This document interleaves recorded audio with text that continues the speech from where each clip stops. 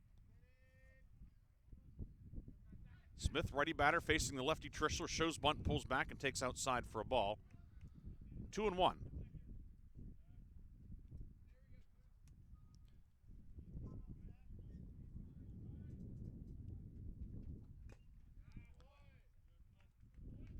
Two-one fouled off. It's now 2-2.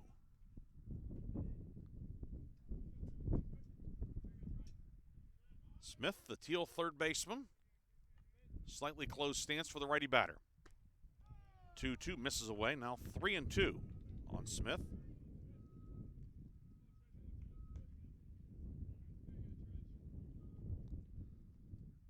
Trishler deals 3-2.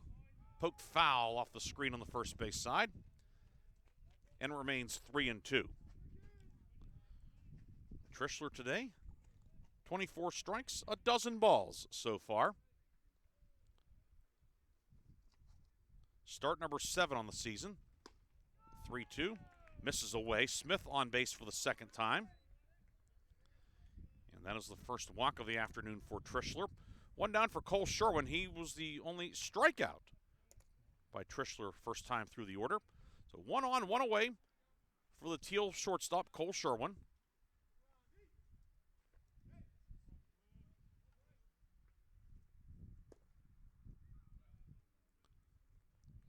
First pitch misses low for a ball, 1-0.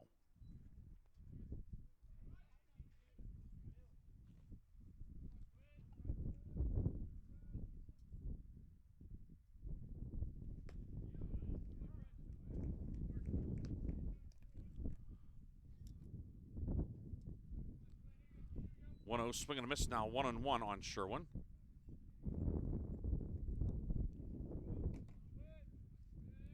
Pretty good lead for Smith over at first. The 1-1 fouled off. It's now 1-2. Top of the third inning here at Jack Behringer Field.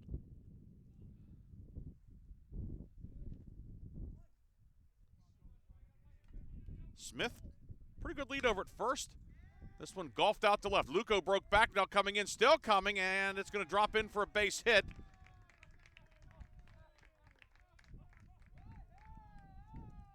It's a big swing from Sherwin. Ball really never went anywhere. Then the wind knocked it down, but it is the third hit of the afternoon for Thiel. And now 2 on, 1 away for Calvin Kakowski, who grounded out to short in the first. 2 on, 1 away for the Tomcats in inning number 3.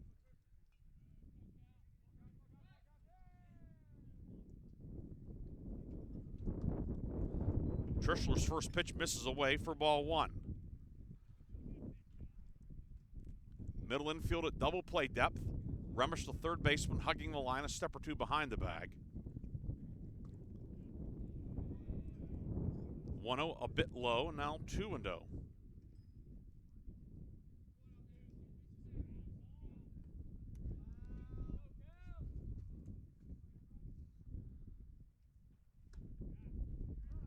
Two O's, a strike at the belt, now 2-1. 1 away. Here in the third inning.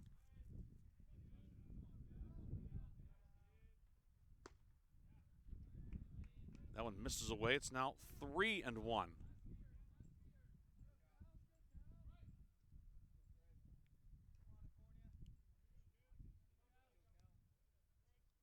Kakowski awaiting Trishler's 3-1. Here it comes. Roller left side. Remish gloves it, steps in the bag, throws over to first, and dug out nicely by Marin Petro. It is a 5-3 inning-ending double play turned by the Wolverines. For Thiel in the third, no runs, a hit, no errors, and 1 man left. Middle of the third at Jack Behringer Field, 1-0 Thiel on the Wolverines Sports Network. Hey, is that a faucet running? Nope, that's not a faucet. That's a river rushing through the forest. It is? Yeah, forest rivers provide over 100 million people with clean water to drink.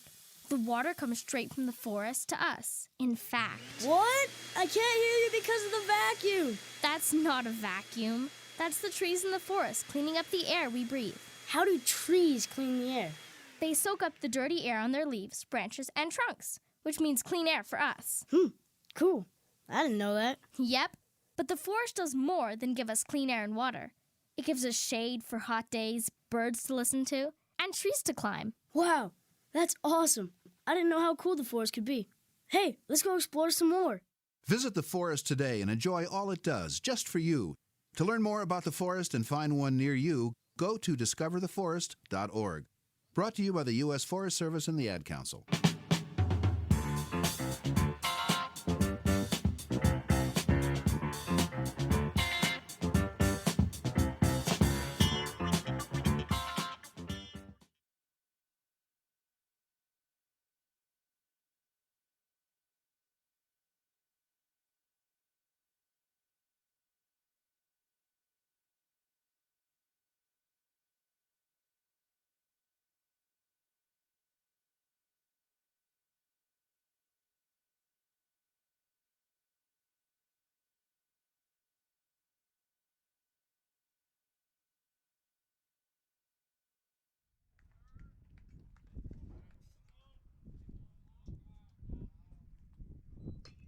First pitch to Kyle Reinberger's a roller up the first base line. And was a tag made? No, it was not. Suss came over, swatted at Reinberger, couldn't get there, and Kyle Reinberger with an infield single up the first base line, a swinging bunt. And the Wolverines get the leadoff man on for the second straight inning. And that'll bring up David Chandler, who grounded out leading off the game for Grove City. We're in the bottom of the third. For Thiel, 1 run, 3 hits, no errors. Grove City, no runs, 2 hits, no errors. Again, we're having a score bug issue. Some things are not displaying properly.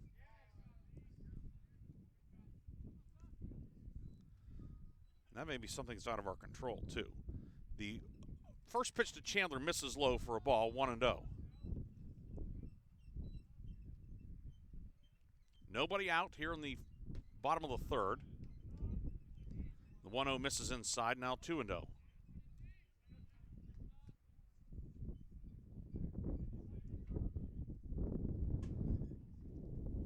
Two balls, no strikes. Throw over to first, Reinberger back safely.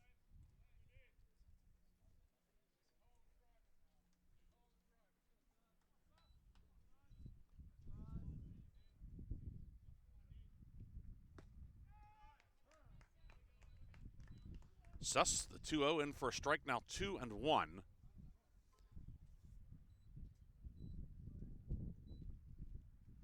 Very modest lead for Reinberger over at first. Suss. Chandler rolls this one, grabbed by second baseman Gurley, flips to second. The turn by the shortstop Sherwin is late. Chandler beats the wrap by a whisker. Reinberger out at second. It's now a man at first with 1 down for Caleb Backus, with Chandler over at first. Backus walked in the first.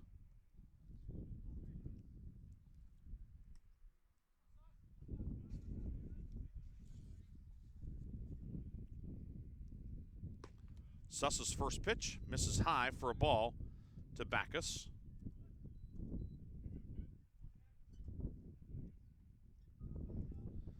And it's 1-0. Chandler, pretty good lead at first. A lot of room. Throw to first, and ball gets away.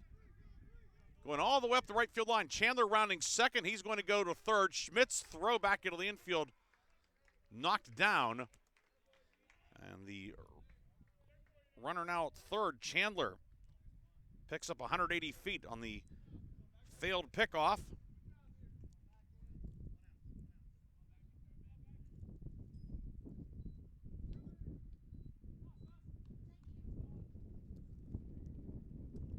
So with 1 down, Backus over at, Chandler at third, Backus batting.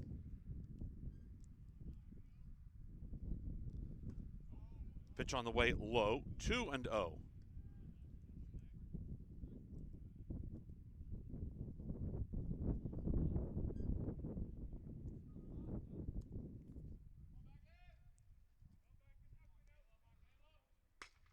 Is lined to left. It will get down for a base hit, and we are tied as Chandler will trot home. Caleb Backus goes the other way, and We have a 1-1 tie here in the third.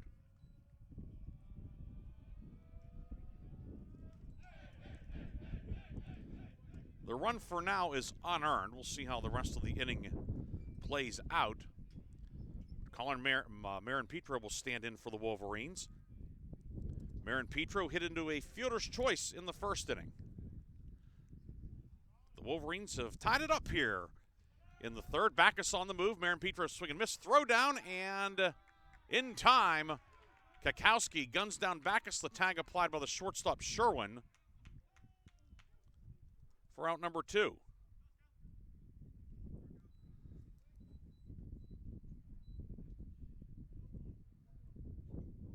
Second out of the inning. The count is 0-1 on the swinging strike on Marin Petro.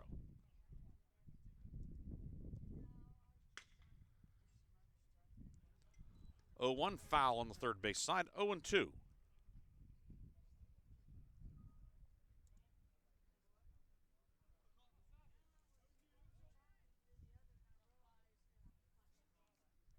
Bottom of inning number 3. Wolverines have pulled into a 1-1 tie. 0-2. It's a bouncer left side, and it will get through. Marin Petro going the other way. The second opposite field hit of the inning for the Wolverines. Technically, if you want to count Reinberger's number up the first base line, that went the other way too. But Marin Petro taking that pitch the other way. He's on first with 2 down for Dan Luco. Luco flew out to right in his first at bat.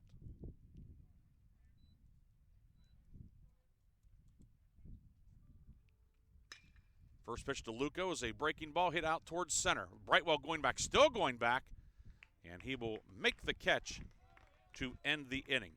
Wolverines tied up, however, on the RBI single from Caleb Backus. 1 run, 3 hits, 1 error, and 1 left. 3 innings complete here at Jack Behringer Field. Grove City and Thiel tied at 1 on the Wolverine Sports Network. When is the best time to talk to your family about staying in touch during a disaster? When floodwaters reach your door? When wildfires are engulfing the edge of your neighborhood? Or an earthquake is destroying buildings? When a tornado is tearing through town? Or a hurricane strikes? Or is the best time perhaps today? During a disaster, you may not be able to stay in touch with your family or friends as easily as you think. And it's not always as simple as using your cell phone. That's why now is the time to take action. Go to ready.gov/communicate and make your emergency plan today. Don't wait. Communicate. Brought to you by FEMA and the Ad Council.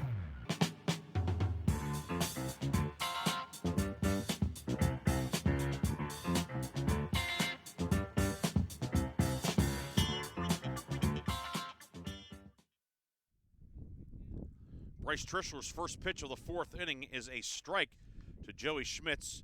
Schmitz, Krzyzewski, Gurley, 4, 5, and 6 in the Thiel order due in the top of the 4th inning. We are tied at 1. The 0-1 foul out of play, now 0-2.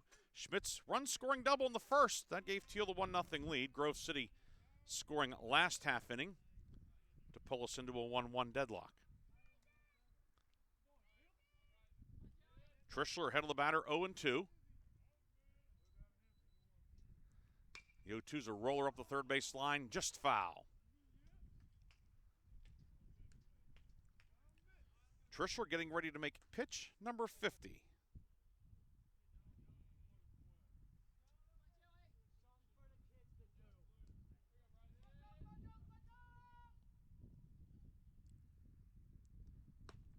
Oh-2 misses away, now a ball and 2 strikes.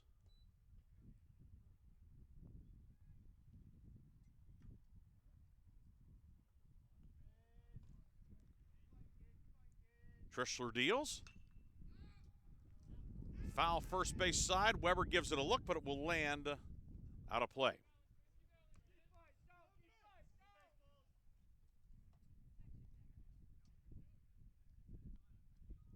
stays 1-2.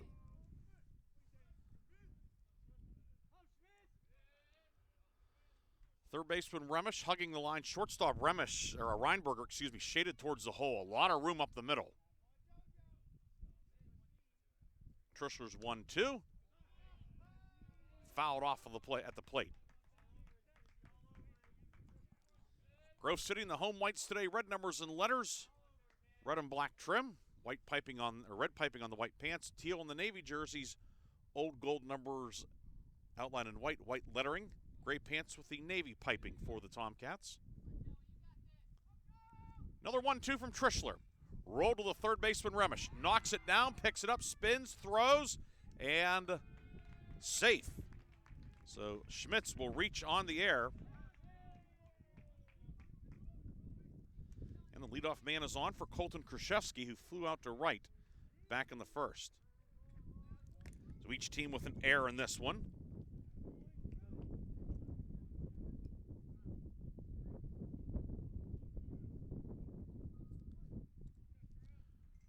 Remish, the third baseman, now on the cut of the grass.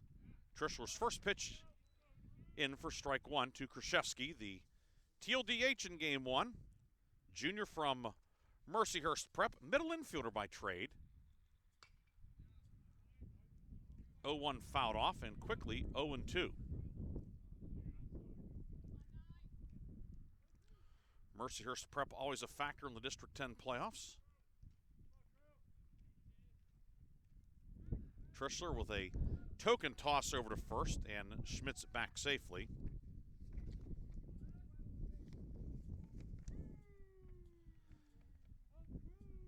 Schmitz has not attempted a steal this year. Takes the lead out an extra step here. The count 0-2, and that one misses away. Now 1-2.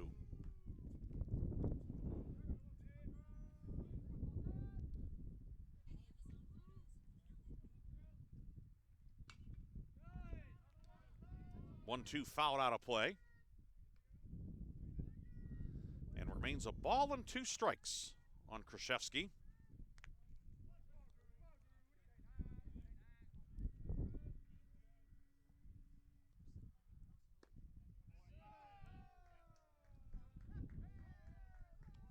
One-two misses away, and the count now 2-2.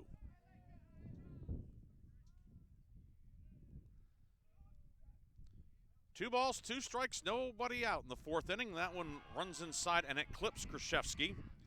So the first two men have reached with nobody out. And that'll bring up J.T. Gurley, who flew out to left, leading off the second.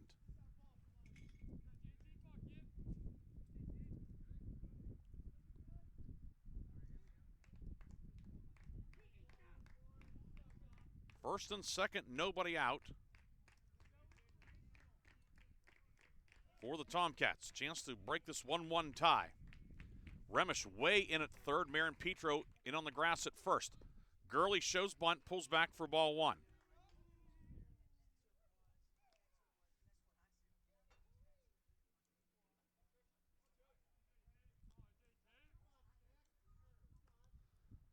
So the count is 1-0. Nobody out on the fourth for the Tomcats. Trishler deals. Misses inside, now 2-0. Two balls and no strikes on Gurley.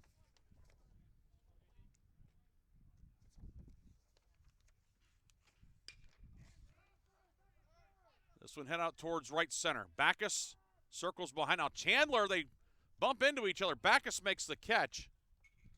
And the runners do not move up. That could have been a real problem for the Wolverines, but instead it's out. A very interesting first out of the fourth inning. One down for Colton Brightwell, grounded out to third in the second. Gurley hit the ball the other way, but got under it a little bit. And now first and second with one down for the Tomcats. Brightwell fouls the first one off. And I believe we have our score bug ironed out. It was a server issue. So it wasn't anything on our end. It was the other end. So we're glad to report that. We got it figured out last half inning. Technology's great till it's not.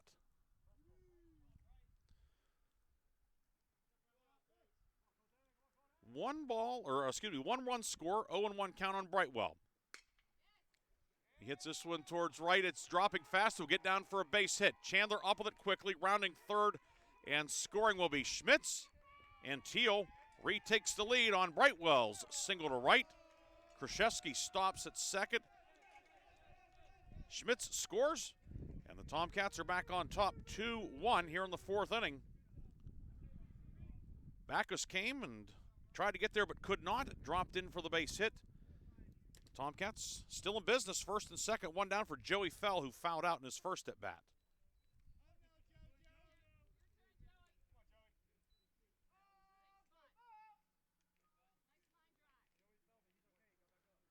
Trishler's first pitch, fouled off the screen. It's 0-1.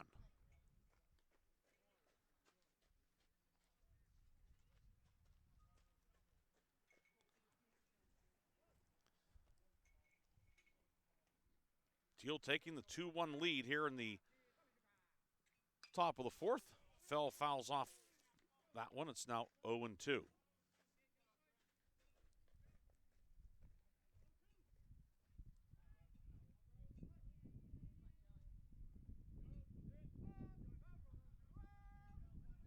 Trishler checks the runners. Krzyzewski at second. Brightwell at first. Roller up the first base line. Marin Petro grabs it. Applies a tag on Fell. That's out number 2.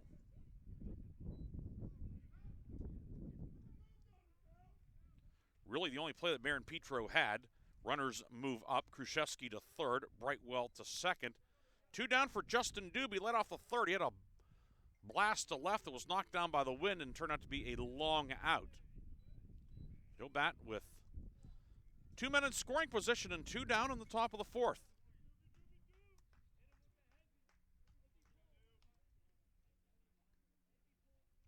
Trishler's first pitch misses low for ball 1.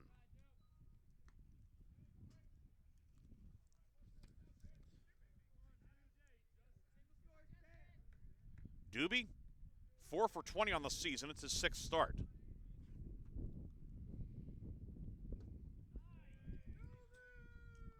1-0 misses inside, now 2-0. Doobie, the freshman from Hampton.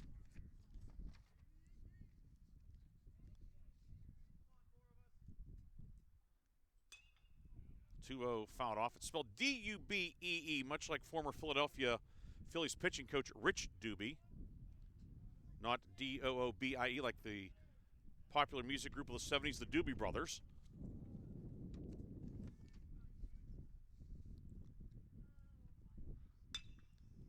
Two-one, roller left side. Reinberger with it, bobbles it, throws over to first, and Marin Petro able to pick it out of the dirt nicely, and that will end the inning. However, Thiel reclaims the lead with an unearned run. 1 run, 1 hit, 1 error, and 2 left. Middle of the fourth at Jack Behringer Field. Thiel on top of Grove City, 2-1 on the Wolverines Sports Network. Take a look under your bed. Find stuff under there? What about jobs? No? Now try your basement. There's a pair of overalls that overall you're not so into anymore. A perfectly good laptop that hasn't sat in your lap in months. And even more stuff, but still no jobs? Well, you really have both. See, stuff is defined as household articles considered as a group. Sometimes this stuff is no longer needed. Wait, no longer needed? That can't be right. Because remember those jobs you were looking for? Those are really needed, and they're the stuff inside your stuff. Even inside that winter coat that moved with you to Phoenix. Our job is to unlock those jobs, and it starts when you donate your stuff to your local Goodwill. Here's how we do it. When you donate to Goodwill, we sell your stuff to provide job training for people right here in your community. So just by teaming up with Goodwill, you help create jobs. And isn't that worth parting with the leftover guitar from your 80s cover band? Goodwill. Donate stuff, create jobs. Find your nearest donation center at goodwill.org. A message from Goodwill and the Ad Council.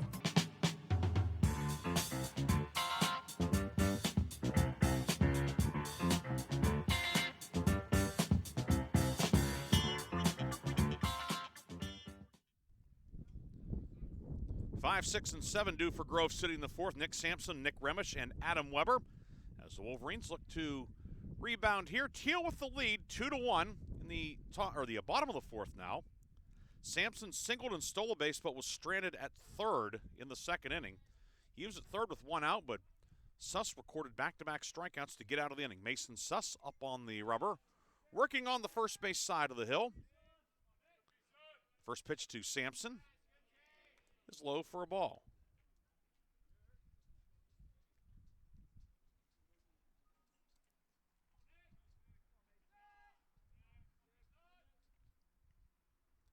One Ozo bouncer flagged down by Suss. Caught it perhaps in self-defense, but makes the play for out number one. Sampson now 1 for 2. That'll bring up Nick Remish, grounded out to third in the second.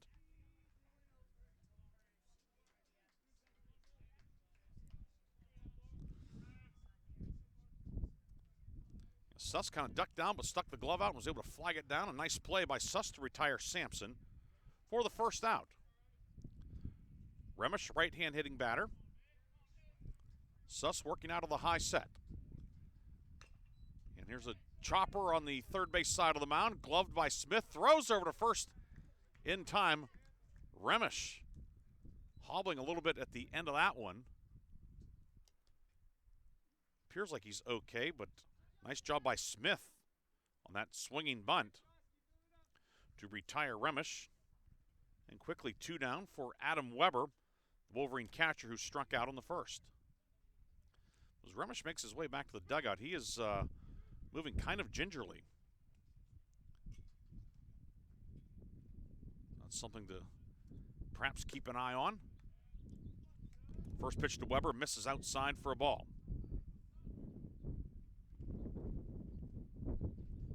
Temperature in the high 60s. We'll reach 70 at some point in game 2.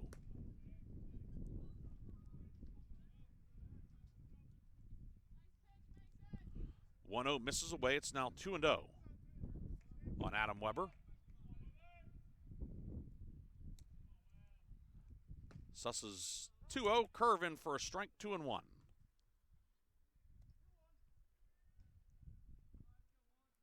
Third baseman Smith on the edge of the grass, well off the line at third.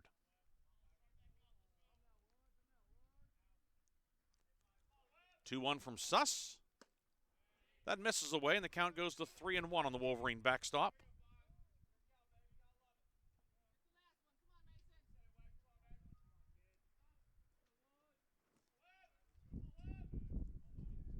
The 3-1. High for ball 4. A 2-out walk to Adam Weber. That's the second walk from Suss today. This was a couple of strikeouts. Second was 2 strikeouts. Was the batter now, Johnny Reyes. He struck out in the second. He will bat with Weber at first and 2 down.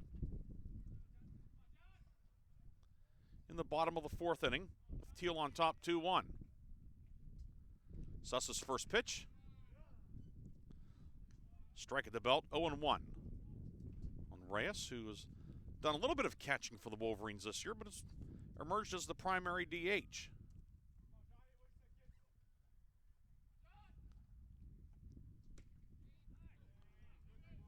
Misses away. It's now a ball and a strike on Reyes. Weber at first. Decent speed. An average lead over at first, held on by Schmitz. 1-1 is poked into left center, a base hit. Reyes went down and got that one and parachutes it in for a base hit. Johnny Reyes with the 5th hit of the afternoon for the Wolverines. And they have 2 on with 2 down for Kyle Reinberger, who reached on the swinging bunt single leading off the third.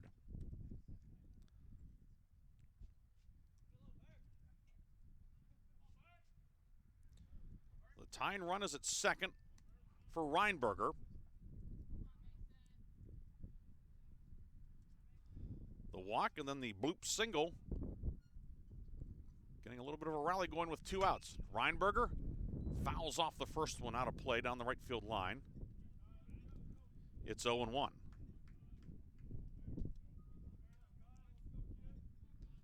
Weber at second, Reyes at first. Okay speed for both of them. 0-1 misses high, now 1-1. Smith, the third baseman, remains at the edge of the grass.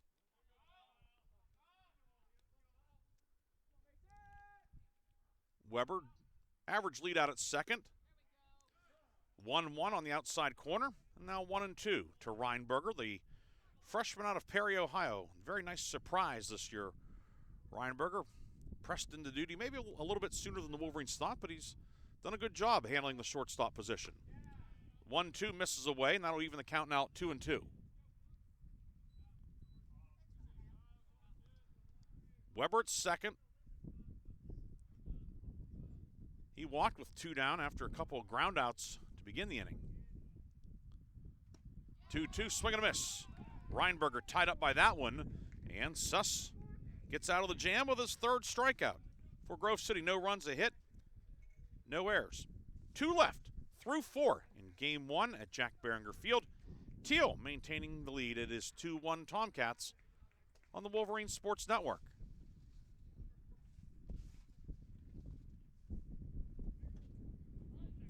Valvoline Express, Karen Car Wash of Grove City. Drive in, drive out, it's that easy. Check your oil, check your fluids, and get you clean. Fast, friendly service for cars, trucks, and SUVs. Wiper blades or filters, check your tire pressure. Locally owned, nationally known. Ken Frenchak here from the Valvoline Express Care and Car Wash of Grove City. Fall.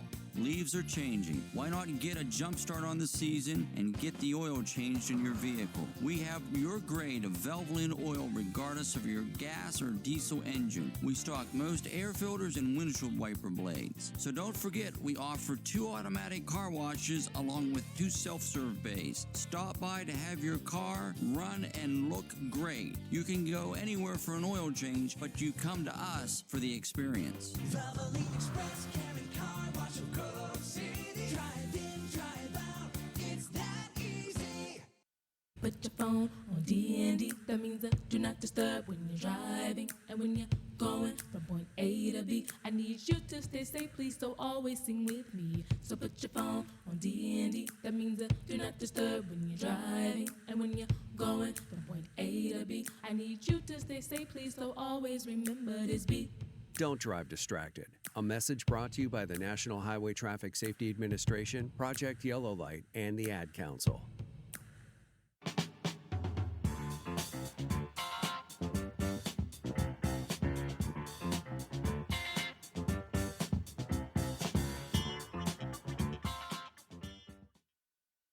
Zach Smith leads off the top of the 5th with a bunt single up the first base line. And the Thiel leadoff man is on base for the 3rd time. Doubled and scored in the first, walked in the 3rd, and now a bunt single. And immediately testing the new 3rd baseman for the Wolverines, Trayton Sarvis, who came in for Nick Remish in the number 6 spot of the order. We saw Remish appear to injure his leg in some regard last inning running to first. And that bunt, though, didn't matter who was playing 3rd. Smith was going to be safe. He could not have rolled the ball out there any better. He's on at first. Cole Sherwin standing in. The first pitch of Sherwin missed, and the 1-0 misses as well. 2-0 on Sherwin, who struck out in the first, singled in the 3rd.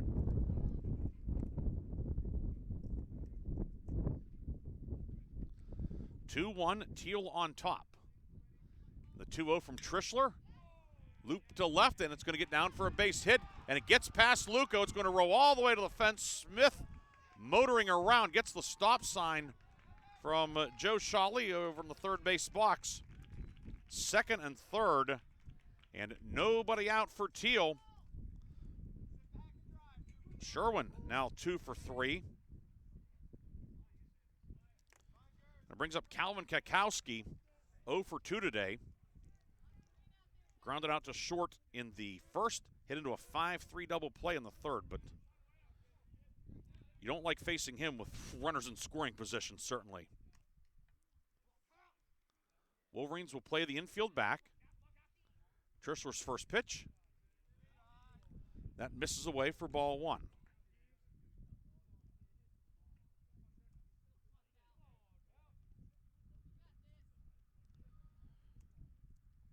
Trischler sets and deals. That one misses away. Now 2-0 on Calvin Kakowski. Trishler today, 48 strikes, 29 balls. He's behind Kakowski, 2-0.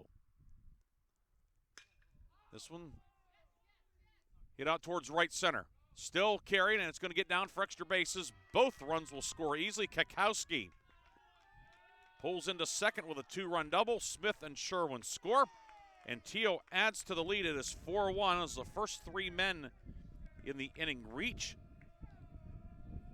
Kakowski now with 41 runs batted in on the season.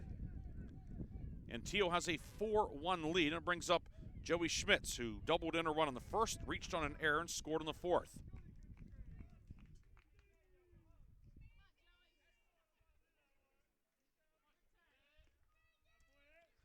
Trishler's first pitch. This one's looped out on the left center. Chandler on the run. Won't get there as it drops in. It'll be a base hit. The fourth straight hit to begin the inning. Schmitz swinging first pitch. First and third now for Thiel for Colton Krzyzewski. He's 0 for 1. Flew out to right on the first, hit by a pitch in the fourth. So Tomcats have come out swinging here in the fifth inning. Things getting a little bit sideways for the Wolverines, and we have a visit coming from head coach Matt Royer out of the third base dugout. And there's activity in the Grove City bullpen, and it is, they are not dilly-dallying down in the Wolverine bullpen.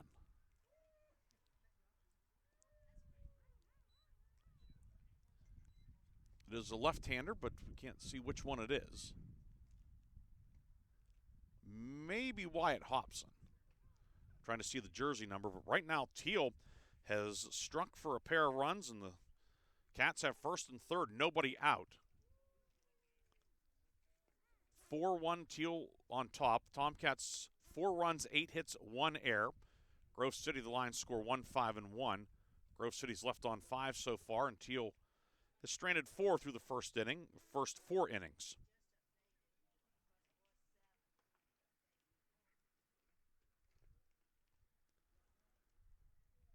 Now the mound visit broken up by home plate umpire Jonathan Hauer.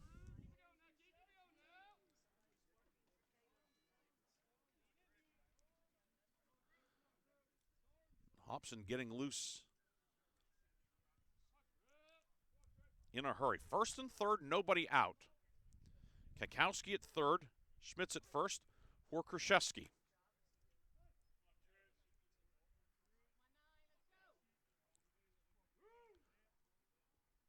Trishler's first pitch.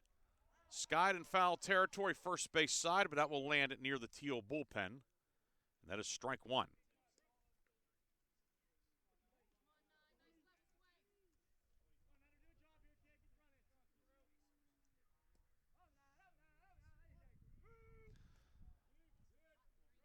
Thiel with 2 runs home already in the fifth and looking for more. 0-1, swing and a miss, and it's now 0-2.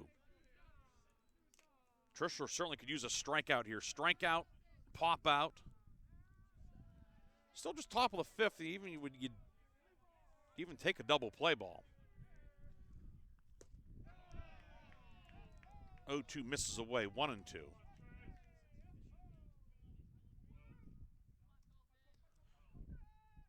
One ball, 2 strikes with nobody out on the fifth. Trishler's next pitch. Squibber on the right side. Sampson with it, throws to second for 1. Reinberger's turn is late. Kakowski scores on the play. Schmitz erased 4-6, but Krzyzewski with an RBI fielder's choice. And Thiel adds to the lead. It is 5-1.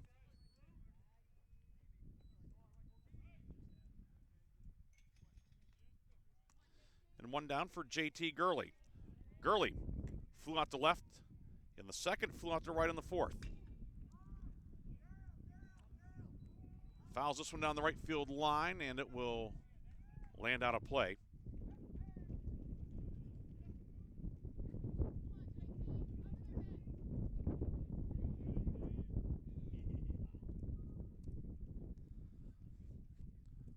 Oh, 0-1.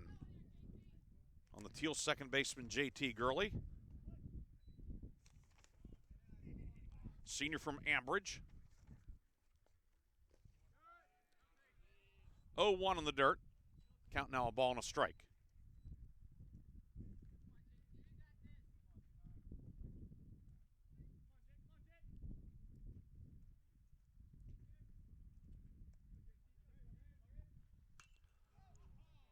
One fouled out of play. Now 1-2.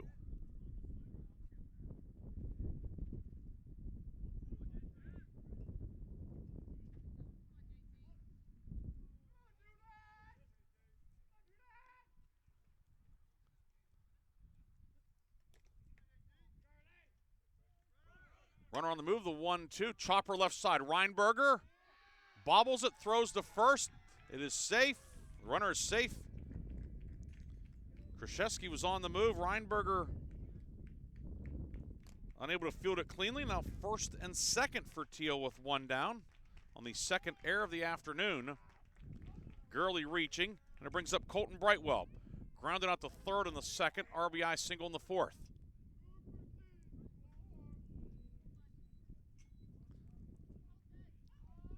And Matt Royer is out of the third base dugout, and that's going to be the end of the afternoon for Bryce Trishler, who ran into some difficulty here in the fifth. A couple bloops that fell in as well, and air, and added all up, and Thiel has a 5-1 lead and looking for more. We'll tell you about the new Grove City pitcher when we come back. 5-1 Thiel on the Wolverines Sports Network. Welcome back to the Dog Show. Up next, we have Satchmo. Satchmo is a member of the Shelter Pet Group. That's right, a group known especially for their couch-snuggling, ball-chasing, face-licking, tail-wagging, backyard-hanging, and, of course, companionship. And what breed would you say Satchmo is? I'd have to go with maybe a lavish terrier-hound chihuahua-looking kind of mix. Tremendous dog. I'd also like to point out Satchmo's coloring, a white, gray, brown, black brindle, simply marvelous. You know, it's such a treat to watch a dog like this.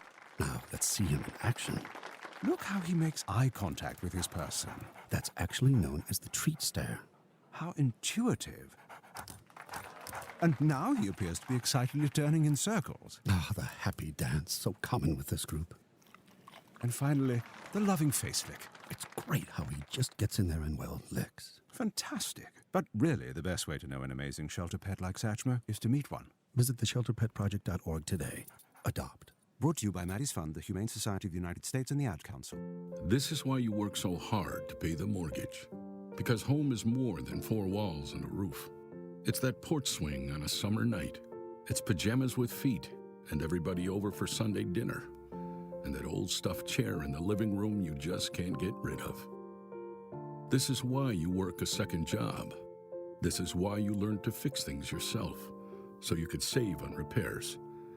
Because home is your place, your memories, your family sleeping in their own beds at night. And that is why we want to help. We are making home affordable, a free government resource that can make paying the mortgage easier. And now even more options are available. Call 888-995-HOPE today. That's 888-995-HOPE. Or visit makinghomeaffordable.gov. Good night, Mama. This is why. Brought to you by the U.S. Treasury, HUD, and the Ad Council. Wyatt Hobson, the freshman lefty from Middletown, Maryland, on in relief in the top of the fifth. His first pitch to Colton Brightwell fouled out of play. Brightwell ground out in the second, RBI single in the fourth. Hobson, 3-0 this year, 5.40 ERA, 10th appearance. He's made a couple of starts, 23 and a third innings. He's given up 21 hits, 27 strikeouts, and a dozen walks. And he inherits a bit of a mess here. First and second, one down. 0-1 fouled off. It's now 0-2. Hobson struck out 8 in 5 innings back on the 14th against Franciscan. He's ahead in the count 0-2 on Brightwell.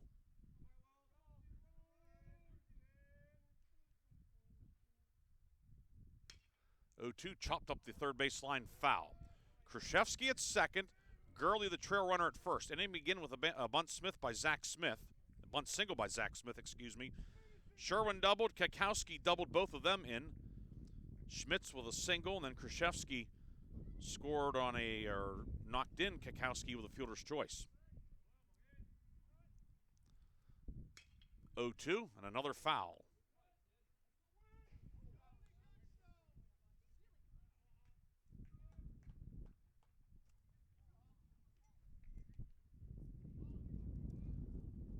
And it stays 0-2 on the right-hand hitting center fielder Colton Brightwell.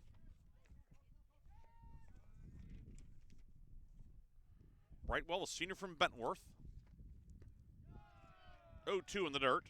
Blocked nicely by catcher Adam Weber. Colin Marin Petro at first, Nick Sampson at second. Trayton Sarvis took over defensively for Nick Remish at third. And over at short, it's Kyle Reinberger. Luco, Chandler, Backus, the outfield from left to right. 1-2, inside-out swing, hit to right, grab by Backus. That's the second out of the inning. Brightwell hit it well, but Backus perfectly positioned for the second out. 2 down for Joey Fell. Fell fouled out in the second inning, caught by the catcher Weber on a tough play, and then grounded out to first baseman Marin Petro in the fourth.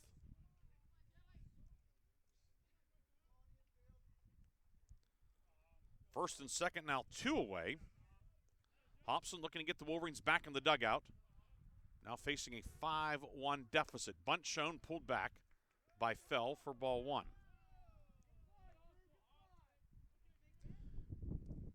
We'd have to think that the bunt was just more of a for show type of thing. A bunt here would certainly be unconventional with runner in scoring position and 2 down. The runner at second is Krzyzewski. The 1-0. Misses away, now 2-0.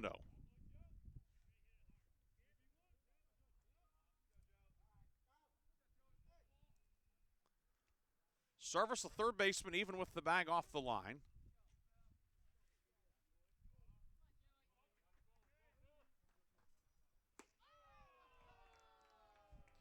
The 2-0 misses high. It's now 3-0. As our video acting up here for a moment, we'll get it fixed. In the meantime, you can listen as it's 3-0.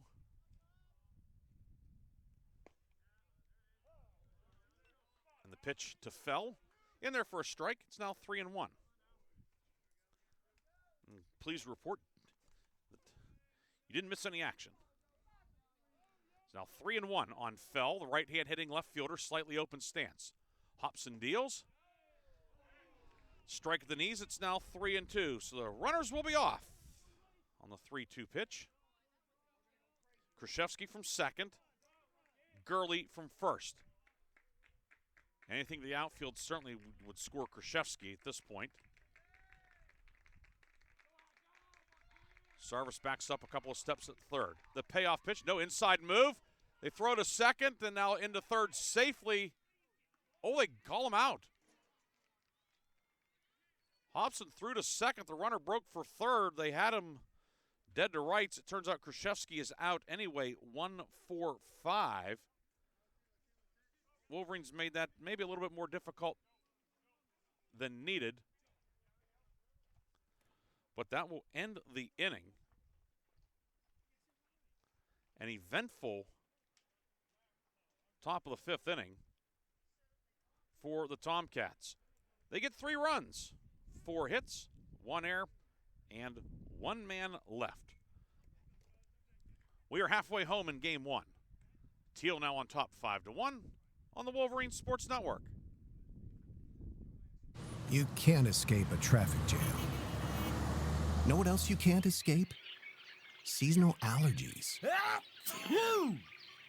And you might think you can avoid that coffee stain until...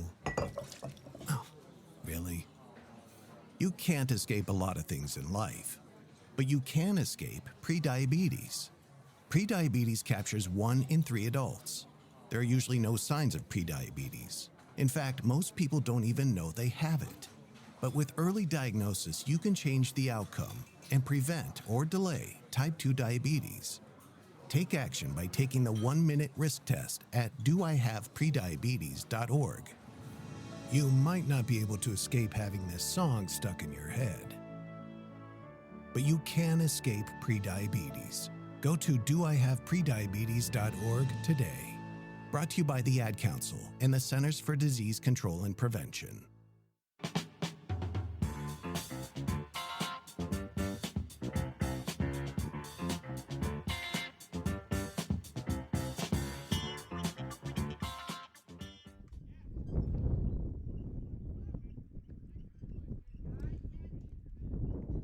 David Chandler leading off. That first pitch catches Kakowski.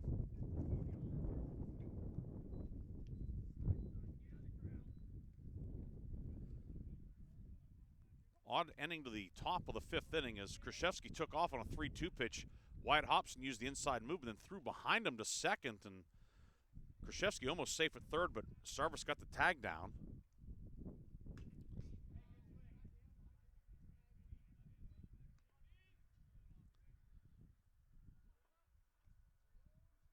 Chandler fouls that one off. Chandler, 1 for 2 with a run scored today.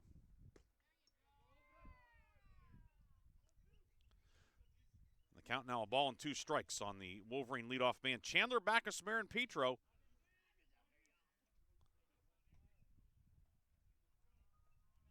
Thiel with a 5-1 lead. The 1-2 misses away, now 2-2 to Chandler.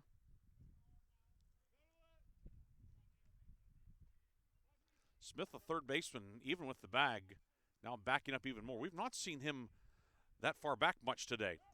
2-2, nicks the outside corner for strike 3. Strikeout number 4 for Mason Suss. 1 down for Caleb Backus. He walked in the first, run-scoring single in the third.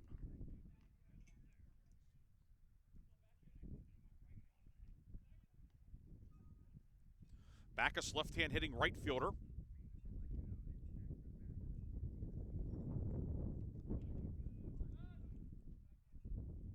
Even stance, the first pitch from Suss misses away for ball 1.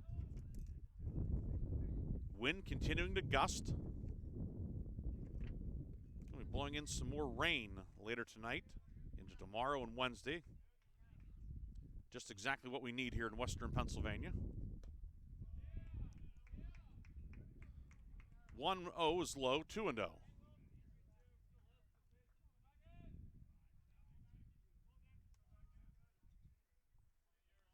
Third baseman Smith back in his usual spot at the cut of the grass. 2-0 is high, 3-0. Suss getting ready to make pitch number 70, 40 strikes and 29 balls so far.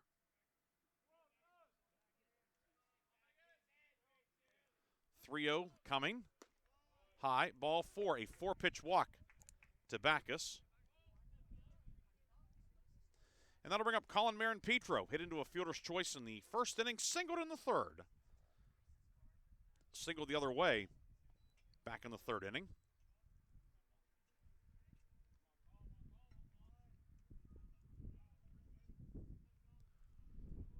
Backus caught stealing back in the third inning.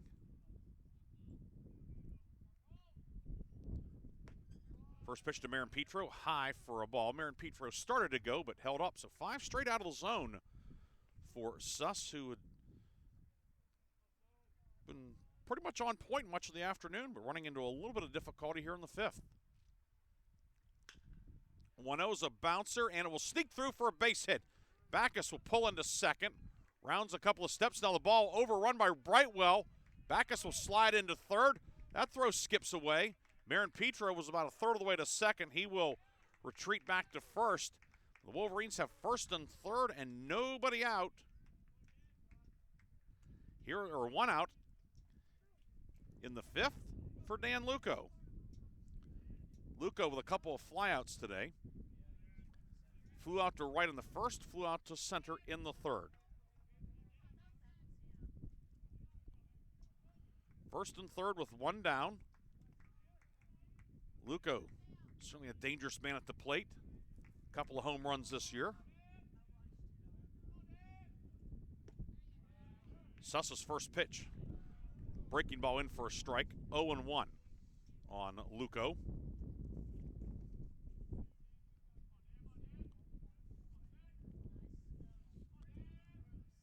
Middle infield at double play depth.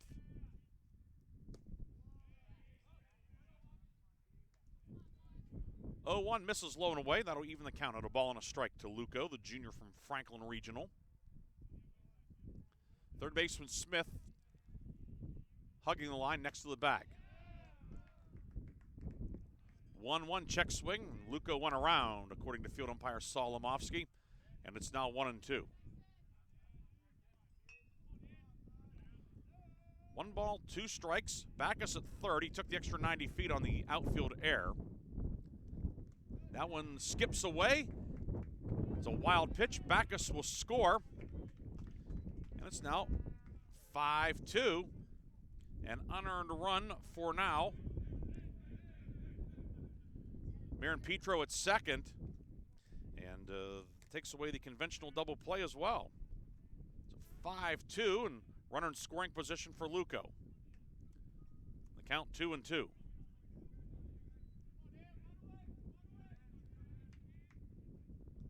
Suss's pitch. Misses away, and now 3-2.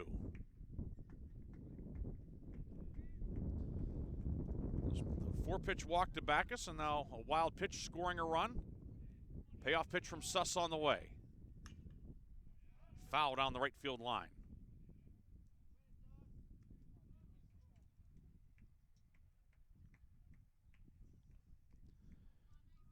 Marin Petro out at second. The Wolverines have answered with a run here. Thiel scored 3 in the top of the 5th. Grove City getting 1 back so far. 3-2 Pfister up the third base line. Smith charging, gloving throw. The throw is high. Luco is safe. It goes up the right field line. Marin Petro will trot home. Luco rounding second. He's on the way to third. Here comes the throw from Schmitz. Luco crash lands into third, and it's 5-3.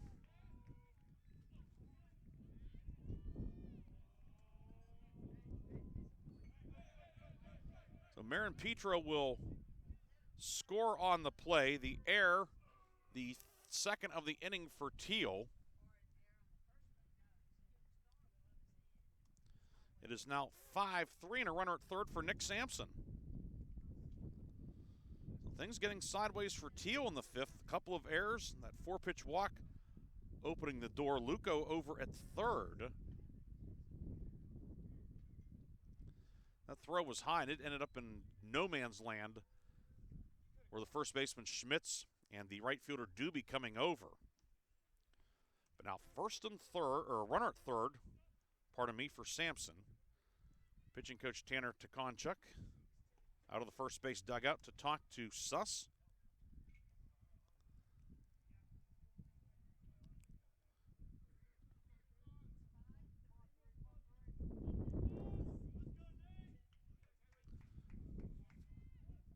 Sampson today singled and stole a base in the 2nd, grounded out to the pitcher in the 4th. It was a nice play by Suss to flag down a one-hop smash. Suss's first pitch is a ball. 45 strikes, 35 balls now for Suss, who's been out of the zone more than he's been in the zone in the 5th.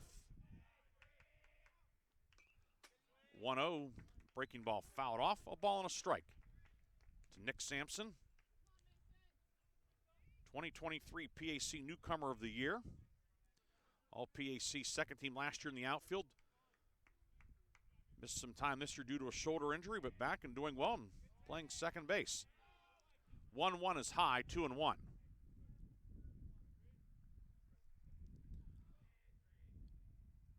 Trayton Sarvis, who took over defensively for Nick Remish in the top half of the inning, is on deck. Sampson skies one to right. Doobie going back. Now coming in, and it drops in. The wind knocked that one down. Doobie's throw in. Sampson is safe as the ball. No, he is out. The shortstop held on to it over, blocked behind home plate. So Sampson out on the play. 9-6. Luco scores. And the Wolverines have made it 5-4. I'll bring up Trayton Sarvis for his first at bat of the afternoon. Sarvis Made 7 starts this series, 2 for 21, 095, 7 runs scored. Sarvis hits one out towards right. Doobie fighting the wind,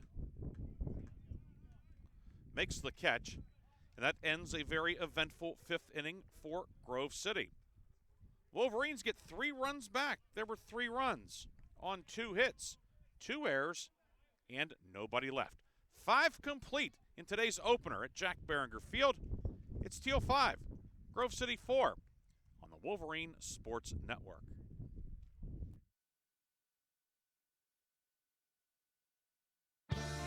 My name is Bobby. I'm a veteran and lost my leg to a roadside bomb.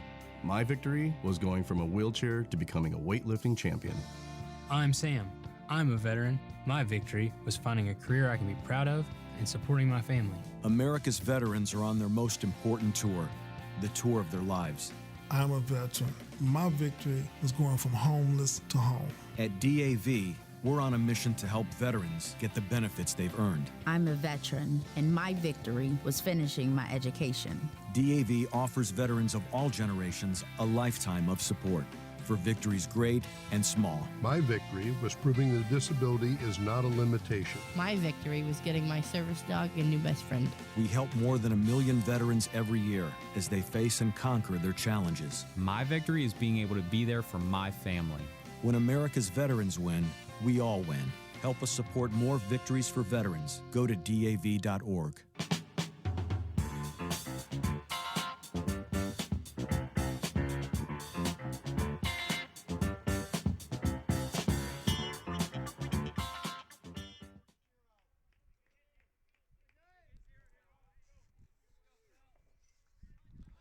Eight, 9, and 1 for Thiel. Joey Fell, who was at the plate when Krzyzewski was caught stealing 1-4-5. He will lead off. He saw 5 pitches from Hobson last inning. This was a 3-2 count when the inning ended. And the first pitch from the lefty Hobson misses away, 1-0. That one outside 2-0 as well. Fell 0 for 2 today.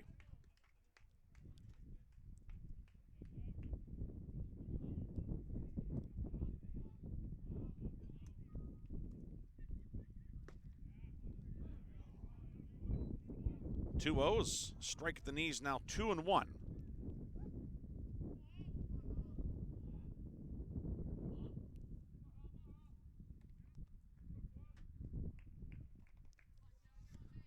Hobson set at the belt. Bunt, push back towards the mound. Hobson picks it up, spins 270 degrees and guns over to Marin Petro for out number 1. Good job by Hobson to get off the mound and make the play. One down for Justin Doobie, who flew out to left in the 3rd, grounded out to short in the 4th. A little bit of housekeeping for Bryce Trishler's pitching line, the starter for the Wolverines, as Hobson throws the first one in for a strike. Trishler went 4 1/3, 8 hits, 5 runs, 4 earned, 1 strikeout, and 1 walk. And right now he is on the hook for the Wolverines. Hobson's 0-1, lined, and it's a base hit past the diving Sampson into right center for a base hit. Doobie on for the first time today, and back to the top of the order to a man that the Wolverines have not retired today, Zach Smith. Doubled and scored in the 1st, walked in the 3rd, bunt single leading off the 5th that ignited a 3-run rally.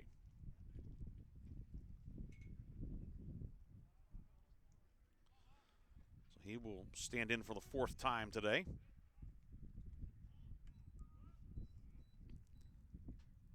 Third baseman Sarvis creeping in. Bunt shown and pulled back for ball 1. The Grove City side last inning, the 3 runs, 2 actually ended up being earned in spite of the errors. The 3rd one was unearned.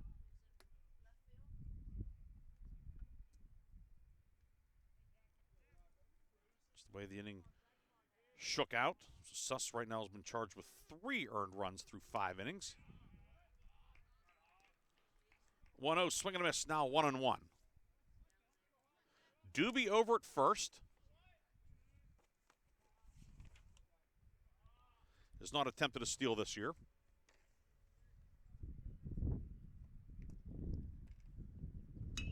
1-1 is looped into left field, a base hit. Smith, 3 for 3 on base for the 4th time in 6 innings today.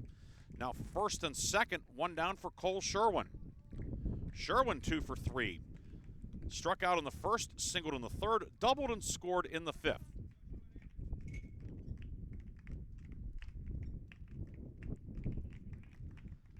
A chance for Thiel here to answer.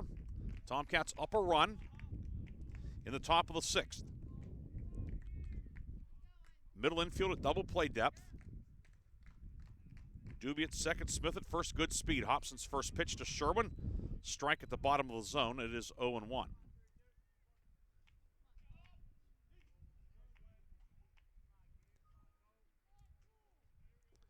Ten hits now for Thiel today. Tomcats out hitting Grove City 10-7. 0-1 misses away to Sherwin. Evens the count at a ball and a strike. Sherwin, the senior from Karnes City.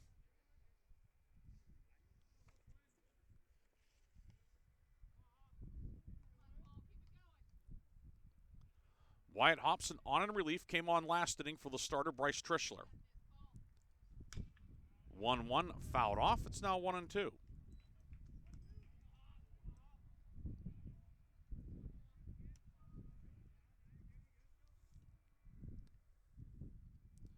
Grove City in the bottom of the 6th will have the bottom third of the order do Weber, Reyes, Reinberger.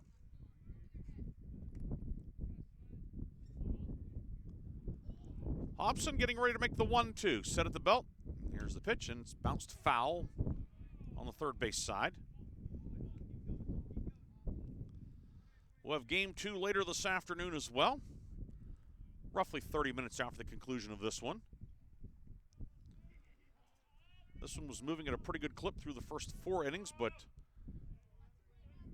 has geared down into first gear the last inning plus. 1-2 called, strike 3. Wyatt Hobson, who comes in averaging over a strikeout per inning, records his first punch out of the afternoon. 2 away for Calvin Kakowski, 2-run double last inning. Later scored as well. 1 for 3 today. Grounded out in the first, hit into a double play in the third. Wolverines would love to get on the other side of Kakowski here. 2 away in the 6th. This one's lined down the left field line, but it will hook well foul and hit off the side fence. 0-1 on Kakowski. Kakowski from Wickliffe, Ohio.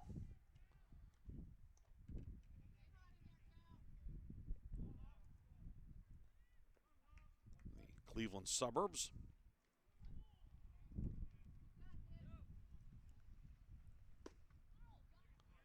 Oh, 1 misses inside, evens the count at a ball and a strike on Kakowski.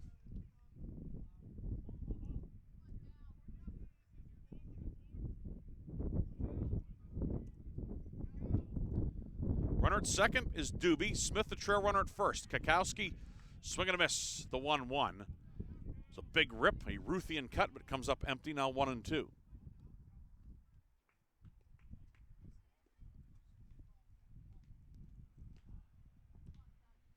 Outfield shading him a couple of steps towards left and deep.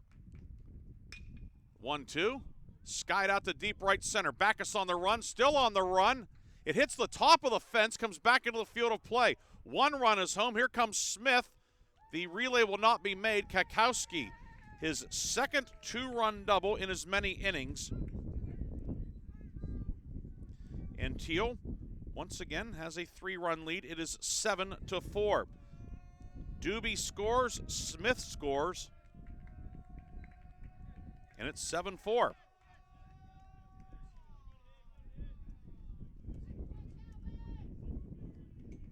Very close to a 3-run homer into the wind. Instead, it's a 2-run double off the yellow plastic on top of the fence. That brings up just Joey Schmitz, who is 2 for 3 with a run batted in. He swings first pitch and fouls it off. It's 0-1. So Calvin Kakowski coming in with 39 runs batted in this year. Has put 4 more on his ledger. 10th and 11th doubles of the season. And he has more extra base hits than he does singles this year. 0-1, loop down the left field line. It is a fair ball. Kakowski will cruise home. Digging for second is Schmitz. And head first dive, and he is safe for the double. Second double of the game for Schmitz. And it's 8-4 Thiel. He's 3 for 4. And that'll bring up Colton Krzyzewski, who's 0 for 2 with a run batted in, reached on a hit by pitch in the 4th. But Thiel has answered with 3 more runs of its own. And it's 8-4 in the top of the 6th.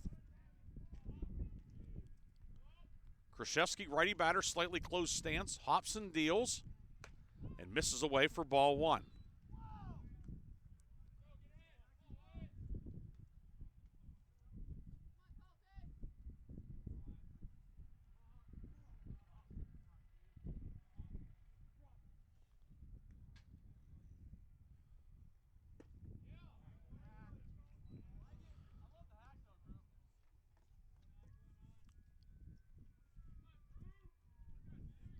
Count now 1-1 on Krzyzewski. Schmitz out at first after his 2-out double that scored Kakowski. 1-1, cut on and miss, now 1-2. Wyatt Hobson certainly has swing and miss stuff. We've seen that not just today but throughout the season. But fortunately, Kakowski and Schmitz both were able to make good contact against that good stuff and back-to-back doubles.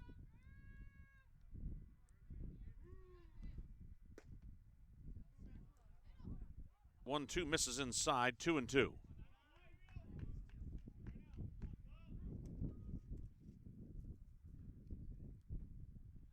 Sarvis, the third baseman, behind the bag, a few steps off the line. Hobson checks the runner. 2-2 popped in foul territory down the right field line. Marin Petro on the run, and it will hit the side fence down the right field line as the wind pushed that one away from Marin Petro, and we'll have another 2-2 to the Thiel DH.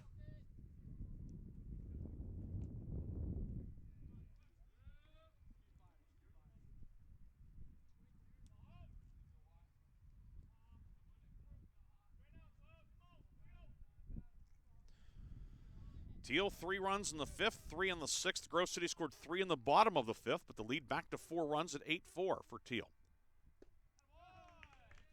2-2 misses low. And it's now 3 balls and 2 strikes on Krzyzewski.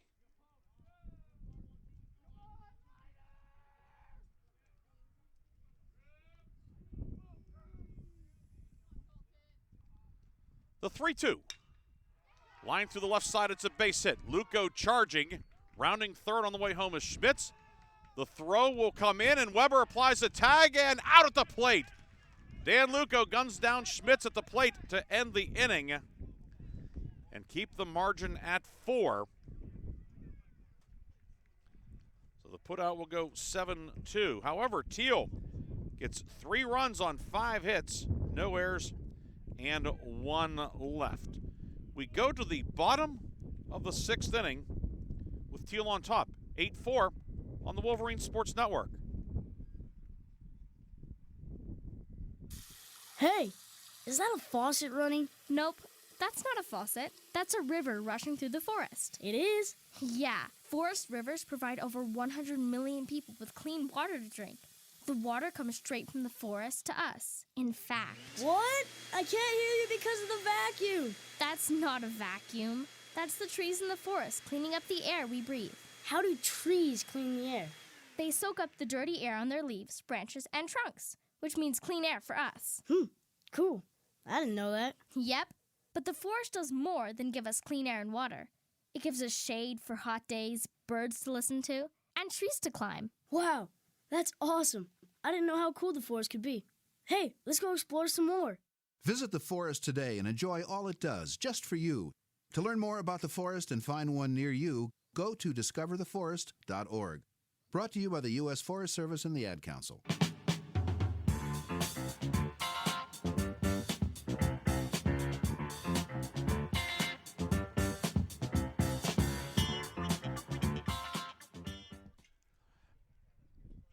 Adam Weber, who applied the tag on Schmitz to end the bottom of the 6th, will lead off. Weber, Johnny Reyes, Kyle Reinberger. Lead 4 once again for Thiel, 8-4. Weber, a strikeout and a walk today, and he takes ball 1 outside from Mason Suss, who has delivered 85 pitches so far today. Smith, the third baseman, in on the grass. The 1-0 is low, 2-0.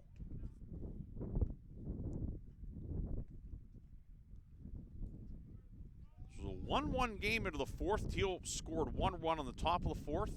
And then plenty of offense on both sides. 2-0 misses in. It's now 3-0. Thiel had 2-1 going to the 5th, 3 in the top of the 5th for Thiel. Grove City then scored 3. Thiel with 3 last half inning. 3-0 misses low, ball 4. So a 4-pitch walk to Weber. That'll bring up Johnny Reyes, 1 for 2 today. Struck out in the 2nd, singled in the 4th.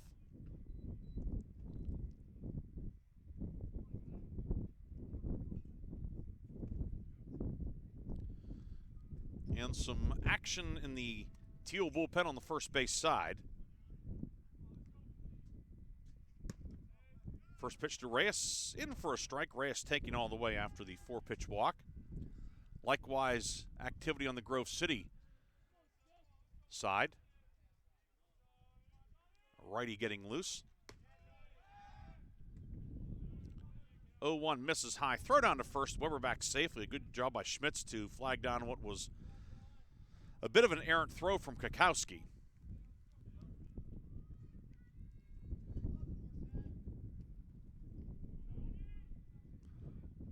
The 1-1 to Reyes. Misses away, now 2-1.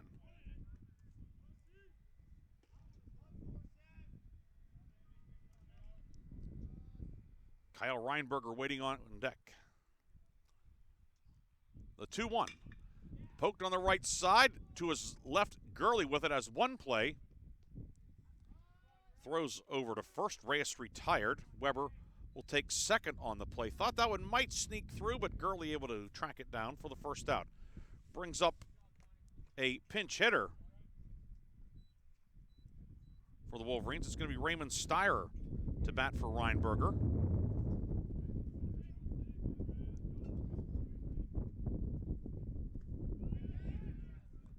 And the first pitch is in the dirt, skips away. Weber will take third on the wild pitch.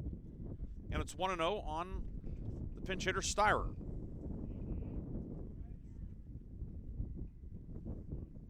Steyer, a middle infielder by trade. We'll see him at short in the top of the 7th. He bats for Reinberger, who went 1 for 2. 1-0 hit down the right field line. Doobie into foul territory on the run, and the wind pushes that one off the warning track, foul. The count 1-1. Wind, as you can no doubt hear, and the microphone's blowing straight in.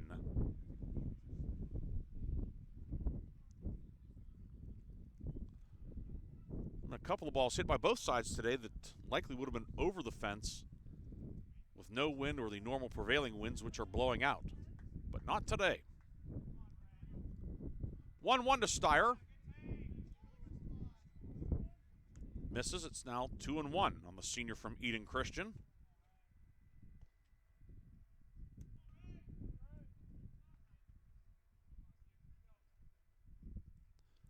Suss is 2-1, skips away. Here comes Weber breaking for the plate, and he will score on the wild pitch. The Wolverines get one back without benefit of a hit. As Weber scores on the wild pitch, it is 8-5, and the count 3-1 on Steyer.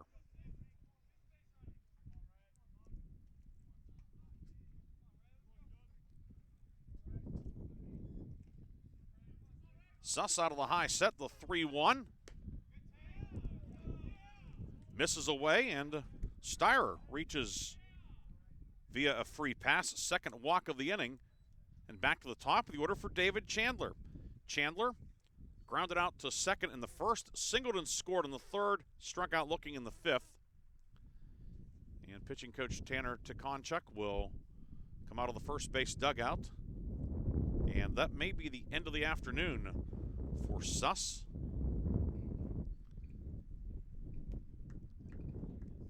Thiel guys on the first base dugout are lining up, and yeah, it is going to be the end of the afternoon. So we'll tell you about the new Thiel hurler when we come back. It's 8-5 Thiel, but the Wolverines looking to rally here in the bottom of the sixth. We'll have more Game 1 action after this on the Wolverine Sports Network and the PAC Digital Network. Founded in 1955, the President's Athletic Conference is regarded as one of the elite NCAA Division III conferences in the nation. Comprised of 12 private institutions and one associate member, the PAC thrives in athletics and academics. Now sponsoring 24 varsity sports, the PAC remains unique in this day of high-pressure college athletics, with academics at the core of every program. With over 300 academic All-Americans and over 1,400 academic honor roll recipients with a 3.6 GPA or higher in the past year alone. Our student athletes excel in athletics as well as the classroom. Want to learn more? Visit us at pacathletics.org or follow us on social media. Valvoline Express, Karen Car Wash of Grove City. Drive in, drive out, it's that easy. Check your oil, check your fluids, and get you clean. Fast, friendly service for cars, trucks, and SUVs. Wiper blades or filters, check your tire pressure. Locally owned, nationally known. Ken Frenchak here from the Valvoline Express Care and Car Wash of Grove City. Fall. Leaves are changing. Why not get a jump start on the season and get the oil changed in your vehicle? We have your grade of Valvoline oil regardless of your gas or diesel engine. We stock most air filters and windshield wiper blades. So don't forget, we offer 2 automatic car washes along with 2 self-serve bays. Stop by to have your car run and look great. You can go anywhere for an oil change, but you come to us for the experience. Valvoline Express, Karen Car Wash of Grove City. Drive in, drive out, it's that easy.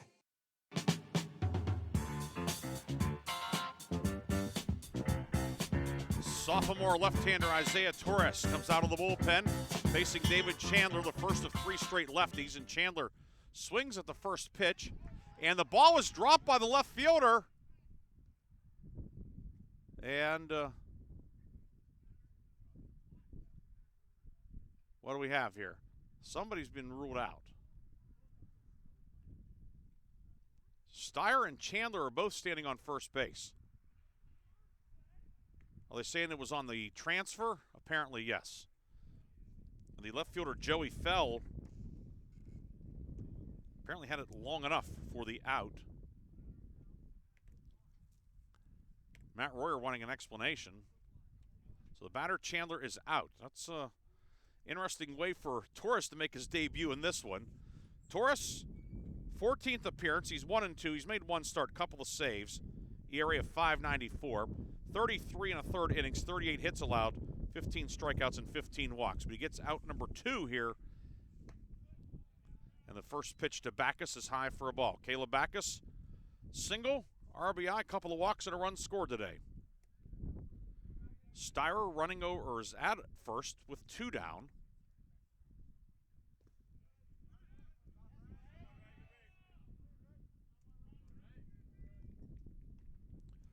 .1-0 in the dirt. Steyer getting a good read on that one. Advances on the wild pitch. And it's now 2-0. Third wild pitch of the inning by Thiel hurlers. Backus taking all the way. The 2-0 in for a strike, now 2-1. Adam Weber scored the Grove City run this inning on a wild pitch.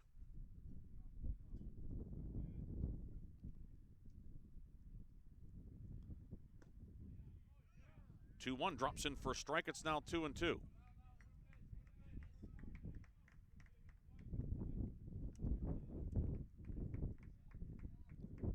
Two balls, 2 strikes, 2 down. And Backus hits this one out towards left. Fell coming on, still coming on. Out in the wind will push that foul. And remains 2-2 with 2 away in the bottom of the 6th inning.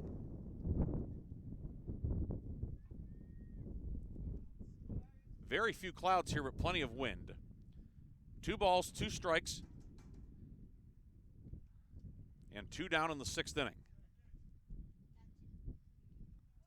Runner at second is Steyer. Pretty good speed. Torres, the lefty, on in relief. And the pitch, called strike 3.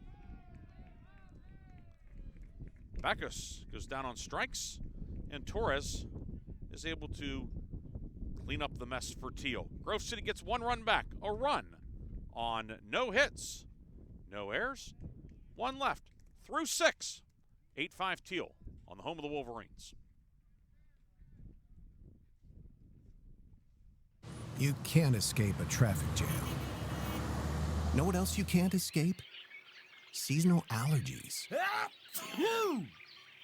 And you might think you can avoid that coffee stain until... Oh, really? You can't escape a lot of things in life, but you can escape prediabetes. Prediabetes captures 1 in 3 adults. There are usually no signs of prediabetes. In fact, most people don't even know they have it. But with early diagnosis, you can change the outcome and prevent or delay type 2 diabetes. Take action by taking the 1-minute risk test at doihaveprediabetes.org. You might not be able to escape having this song stuck in your head, but you can escape prediabetes. Go to doihaveprediabetes.org today. Brought to you by the Ad Council and the Centers for Disease Control and Prevention.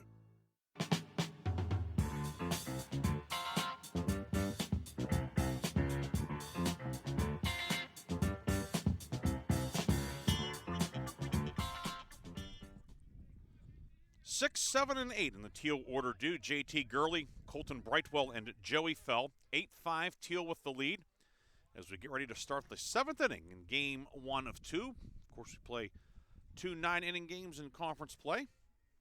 Wyatt Hobson back up on the hill for the Wolverines. Came on in the 5th in relief today. And his first pitch to Gurley is roped to left. It will get down for a base hit. Luco near the fence comes up with it. Digging for second is Gurley, and he will be safe with a head-first dive at second. Gurley's first hit of the afternoon. He had flown out a couple times and reached on an error. But J.T. Gurley with a leadoff double.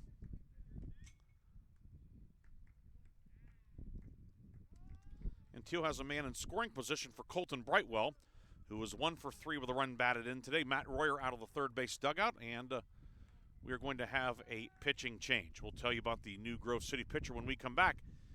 Thiel with an 8-5 lead. Back with more 7th inning action after this on the Wolverine Sports Network.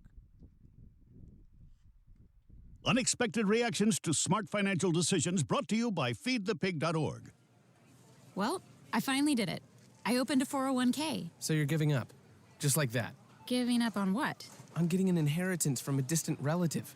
Don't you think if there were a billionaire in the family, we'd know about it by now? Listen to me. We are 1 phone call away from riding horses on our own private polo grounds. 1 call from christening yachts, having a butler, using summer as a verb. How do you figure? Look, everyone's got a rich uncle somewhere. It's statistics. So the best thing you can do is just prepare for the inevitable. Right, which is why I thought maybe it would be smart to take control of my finances. You know, start using a budget, get out of debt, set some retirement goals. Budgets? Debt? You watch your mouth. Retirement shouldn't be a goal for us. It should be a way of life. When it comes to financial stability, don't get left behind. Get tools and tips for saving at feedthepig.org. This message brought to you by the American Institute of CPAs and the Ad Council. This is the news. This morning, we are saluting the 2.2 million women who have joined in the war effort. They now make up 37% of the workforce, changing their role forever. The prestigious Harvard Medical School is breaking ground today, opening its doors to new female applicants.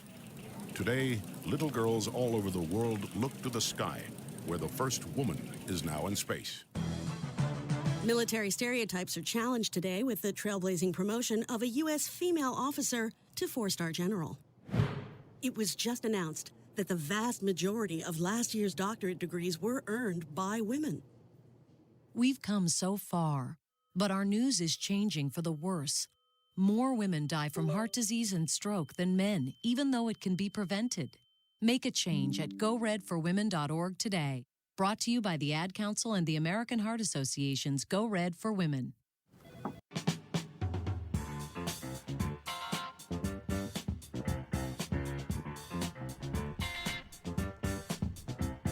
Jack Guffrey on for his 8th appearance of the season, 2-0 record, ERA of 10 2/3, 7 appearances, 12 2/3 innings. He struck out 6 and walked 5. He's the third pitcher of the afternoon for the Wolverines, and he will face Colton Brightwell, who's 1 for 3, and first pitch is inside for a ball. JT Gurley out at second with his leadoff double. The book remains open on the reliever Wyatt Hobson. Hobson went an inning and 2/3, gave up 6 hits, 1 strikeout, no walks, 3 runs so far, and responsible for Gurley out at second. 1-0 Sky down the right field line. Marin Petro on the run. Backus, and this one will land on the warning track foul out of play. Count is now a ball and a strike.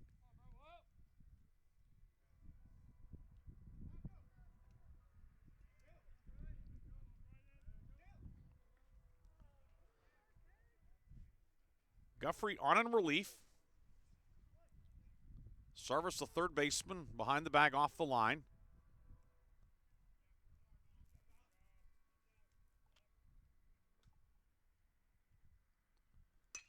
The 1-1. This one's hit out towards right. Backus is there. Makes the catch. Runner Gurley will tag, then hustle back to the bag. Good strong throw from Backus. And Brightwell is out number 1. 1 down for Joey Fell, 0 for 3 today, foul out of the second. Grounded out to the first baseman, Marin Petro, in the 4th, and then bunted out to Hobson in the 6th. So he bats with Gurley out at second, and now 1 down.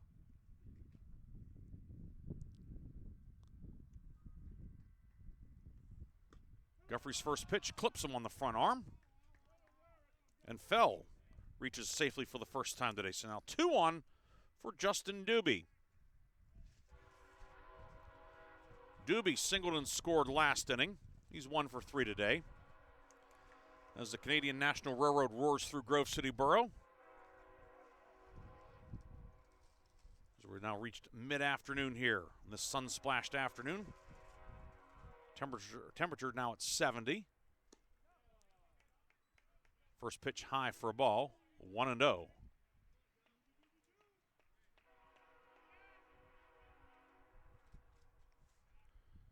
Middle infield at double play depth. Doobie, left-hand batter, runs well. Tough man to double up.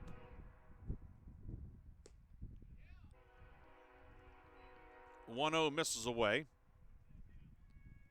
Now 2-0.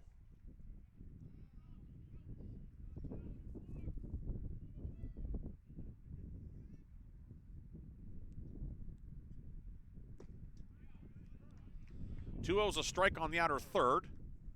Now 2-1 to Doobie, making his 6th start of the season. Zach Smith, who is 3 for 3 and been on base all 4 times, is on deck.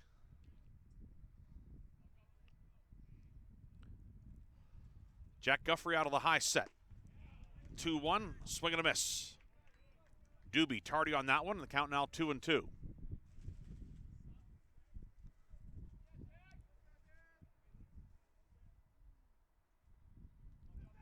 Outfield shading towards right. 2-2. Foul on the third base side towards East Pine Street. Center fielder Chandler is about 5-6 steps towards right center. Luco straight away and left.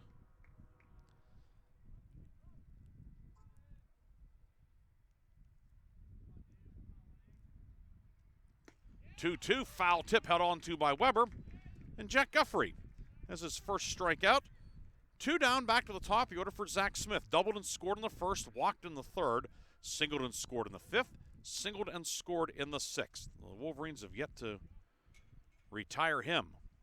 Guffrey will look to do so, and keep the Thiel lead at 3. Right-hand hitting third baseman. Guffrey's first pitch. Sky down the right field line, back us into foul territory, but it will land foul.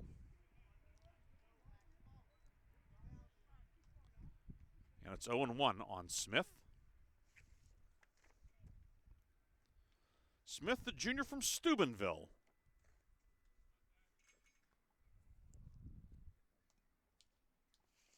Speaking of Steubenville, Franciscan will be hosting Chatham in Steubenville on Friday. Chatham looking to break into the PAC tournament. 0-1 on the dirt, blocked nicely by Adam Weber.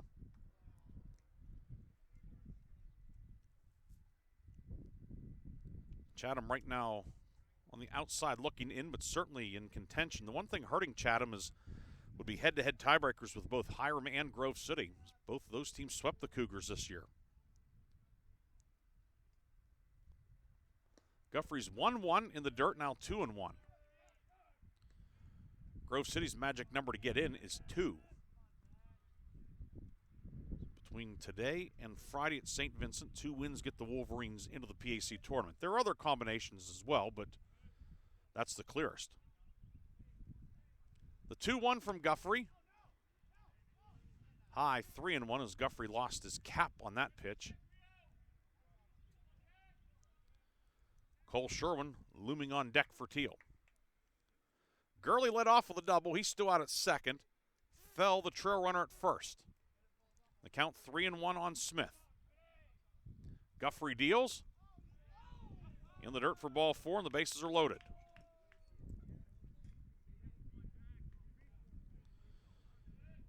So Guffrey with a strikeout, a walk, and a hit by pitch among the 4 batters he's faced. Bases loaded for Cole Sherwin.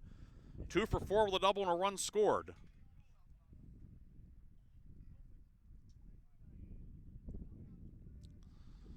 Certainly to this point, the at-bat of the game. Guffrey's first pitch misses outside for a ball. Calvin Kakowski, who has hit 2-run doubles in each of the last 2 innings, is waiting on deck. The Wolverines would like to see him leading off the 8th. Guffrey behind in the count, 1-0. Out of the high set, the righty deals. That one misses outside, it's 2-0.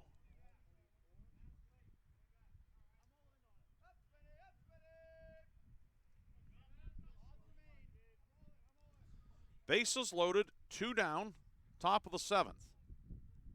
8-5 Thiel. Guffrey deals. Fouled off of the plate, and that got a pretty good piece of Adam Weber.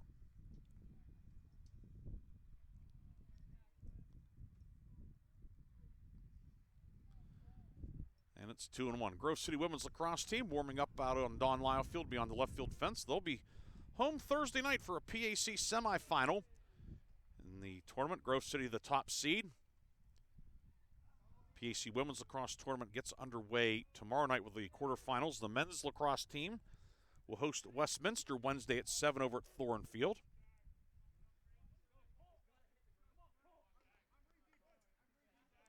Gurley at third, Fell at second, Smith at first. Sherman ahead in the count, 2-1. Guffrey deals. Popped up on the infield. Who wants it?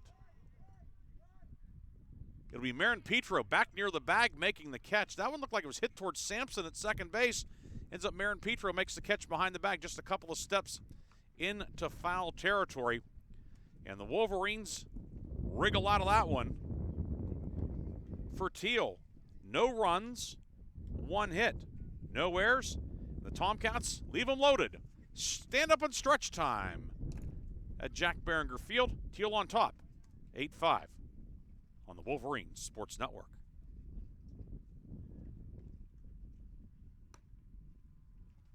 Founded in 1955, the President's Athletic Conference is regarded as one of the elite NCAA Division III conferences in the nation.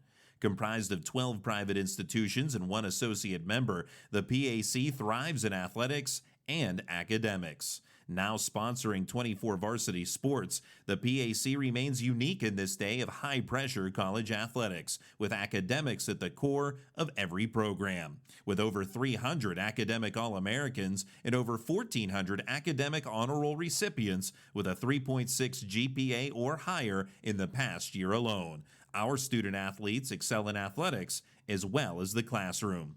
Want to learn more? Visit us at pacathletics.org or follow us on social media. So what's a great way to spread awareness that driving high is illegal everywhere? A catchy song, of course. You can run, but you can't drive high. You can run, but you can't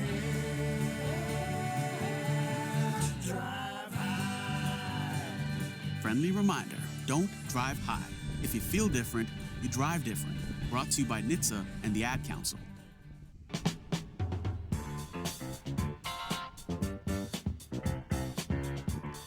Colin Marin-Petra leads off the bottom of the seventh for Grove City and takes ball one on the dirt from Isaiah Torres. 1-0, high 2-0. Torres came on and retired Chandler and Backus last half inning. Marin-Petra, the third lefty in a row in the Wolverine order. Marin-Petra 2 for 3 with a run scored in game one. 8-5 Thiel with the lead. 2-0 is a strike at the top of the zone. Thiel had a chance to break it open last half inning, but Thiel left the bases loaded.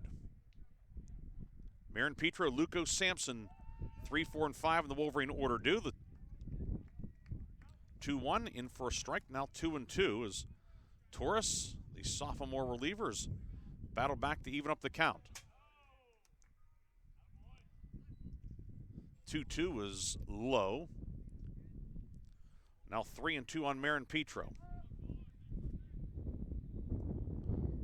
See if Torres stays in to face the righties or not. The lefty winds and deals and misses inside. It is a leadoff walk. Last inning, Weber led off with a walk and came around to score. So Marin-Petra won for the third time in 4 plate appearances. Brings up Dan Luco, 0 for 3 with a run scored. Reached on an error and scored back in the 5th. Facing the lefty Torres. First pitch misses low for a ball, 1-0.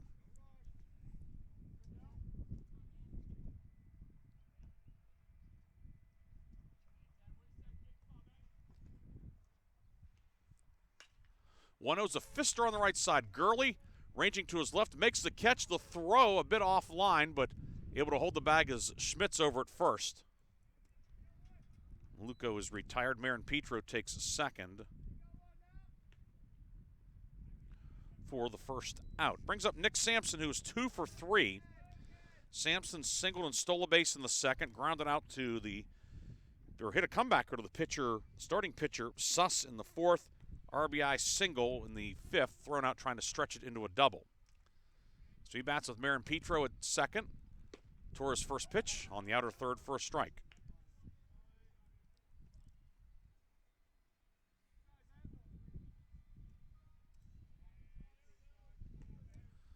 Oh and 1.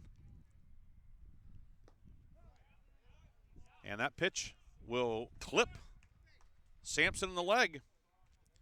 That'll bring the tying run to the plate and Trayton Sarvis. Sarvis flew out to right in his first at bat. He came on for Nick Remish. Defensively, Remish injured his leg running to first in the 4th inning. Sarvis now occupying the number 6 spot on the order. But he will bat with runners at first and second and 1 down.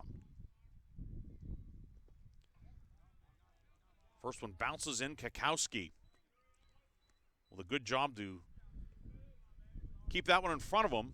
Keeps the double play in order. Count 1-0 on Sarvis. Sarvis hit it well to right his first at bat, but Doobie was able to track it down. The 1-0 high, 2-0. As of now, the starting pitchers are the pitchers of record on both sides. Bryce Trischler for Grove City and Mason Suss for Thiel. Count 2-0 on Sarvis. Torres deals. Service taking all the way, and it's a strike, 2-1.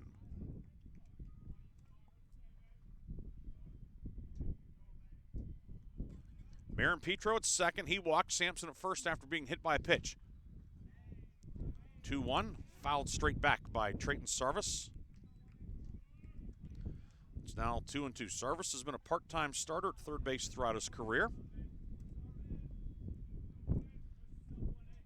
Coming on in a reserve role here today.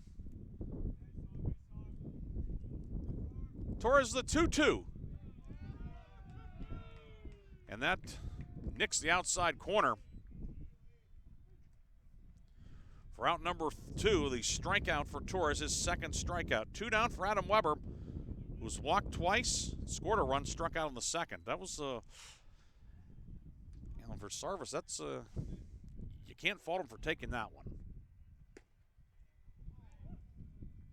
First pitch to Weber, misses for ball 1.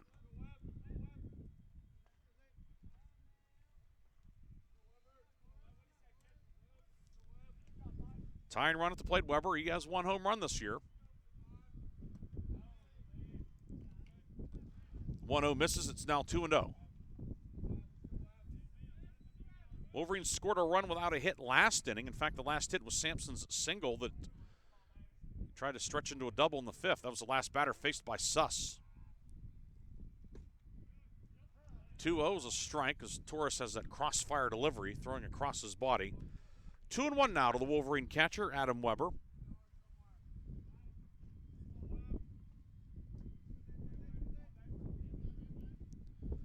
Marin Petro at second, Sampson at first. The 2-1. Foul on the right field side, and it's now 2-2.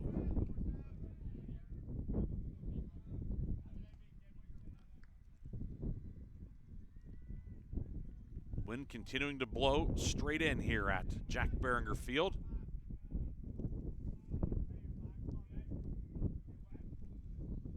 Two, bouncer left side. Smith, who is playing on the edge of the grass, gloves it, throws over to first. And that will end the inning. The Wolverines get 2 men on without a hit, but do not score. For Grove City, no runs, no hits, no errors. 2 left. On to the 8th. It's Thiel 8, Grove City 5 on the Wolverine Sports Network. Founded in 1955, the President's Athletic Conference is regarded as one of the elite NCAA Division III conferences in the nation. Comprised of 12 private institutions and 1 associate member, the PAC thrives in athletics and academics. Now sponsoring 24 varsity sports, the PAC remains unique in this day of high-pressure college athletics, with academics at the core of every program. With over 300 academic All-Americans and over 1,400 academic honor roll recipients with a 3.6 GPA or higher in the past year alone. Our student athletes excel in athletics as well as the classroom. Want to learn more? Visit us at pacathletics.org or follow us on social media. Ken Frenchak here from the Valvoline Express Care and Car Wash of Grove City. It's that time of year again. Buy one, get one free windshield wiper sale. You heard correct. BOGO. Windshield wiper sale with any of our Valvoline full-service oil change through the end of the year. So get ready for Old Man Winter today before he arrives. BOGO windshield wiper sale through December 31st. You can go anywhere for an oil change, but you come to us for the experience. Valvoline Express Care and Car Wash of Grove City. Drive in, drive out. It's that easy.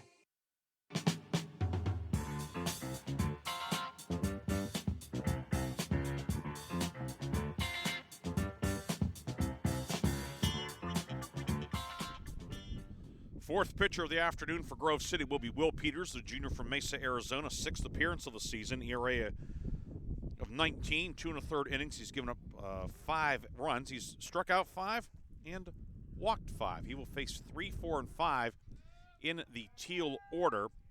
Calvin Kakowski leading off.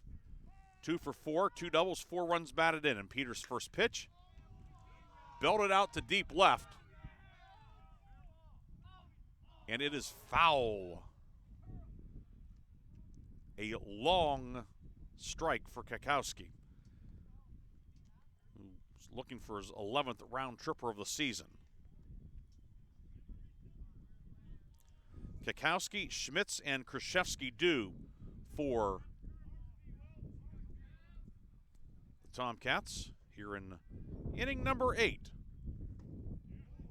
0-1 cut on a miss by Kikowski, now 0-2 on the Thiel catcher.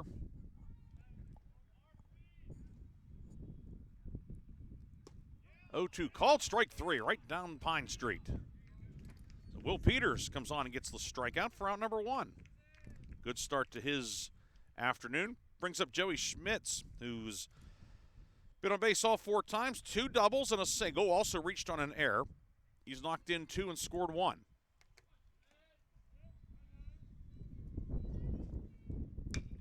Hits a roller left side, takes a high hop, like a skee ball ramp. Sarvis's throw is high and in safely at first on the throwing error is Schmitz. Second time that he's reached on an error today. That brings up the DH Colton Krzyzewski. 1 for 3, also hit by a pitch and a run batted in. Runner on base. With 1 down.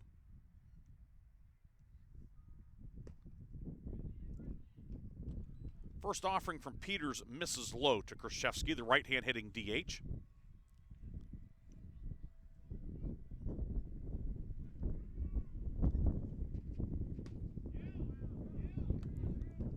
One 0 in for a strike. Now to even up the count. 1-1 to Krzyzewski.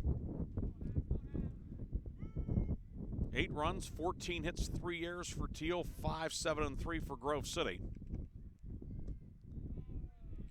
1-1 misses away, now 2-1.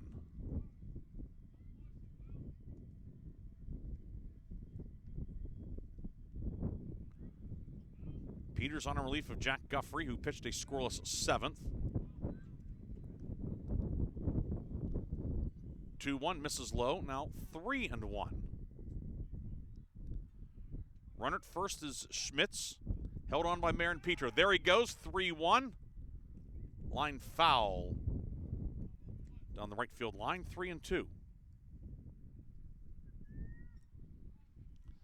We will have game 2 later today, 30 minutes or so after the conclusion of the opener.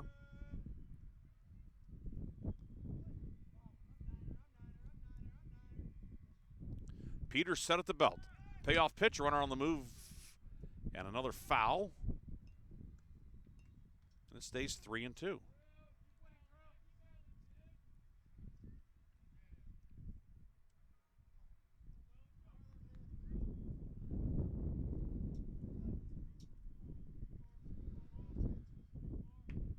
Peters sets the belt, gets the sign from Weber.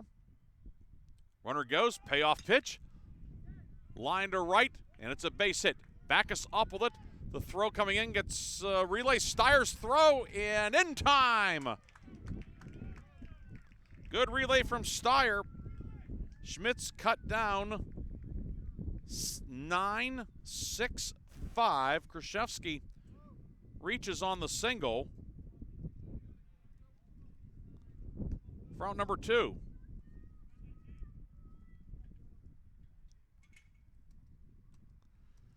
Certainly a calculated gamble trying to get to third with 1 down, but the Wolverines executed well. Backus to Steyer, and Sarvis applies the tag. Brings up JT Gurley, who takes strike 1. Gurley, 1 for 4 with a double.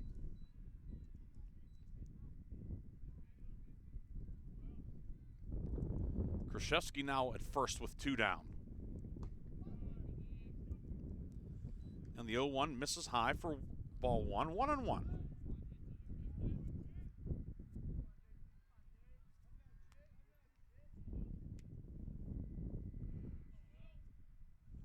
Will Peters set at the belt, and the pitch. Fouled off the plate by Gurley, now 1-2.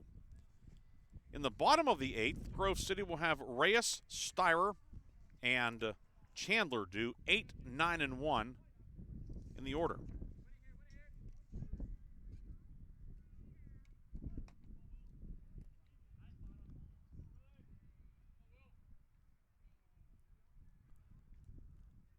The 1-2, nubbed on the right side. Sampson gloves it, The second baseman throws over to first, and that will end the inning. So good inning of work from Will Peters.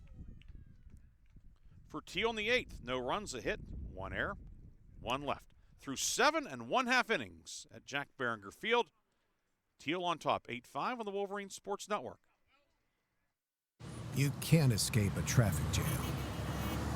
Know what else you can't escape? Seasonal allergies. And you might think you can avoid that coffee stain until... Oh, really? You can't escape a lot of things in life, but you can escape prediabetes. Prediabetes captures 1 in 3 adults. There are usually no signs of prediabetes. In fact, most people don't even know they have it. But with early diagnosis, you can change the outcome and prevent or delay type 2 diabetes. Take action by taking the 1-minute risk test at doihaveprediabetes.org. You might not be able to escape having this song stuck in your head, but you can escape prediabetes. Go to doihaveprediabetes.org today. Brought to you by the Ad Council and the Centers for Disease Control and Prevention.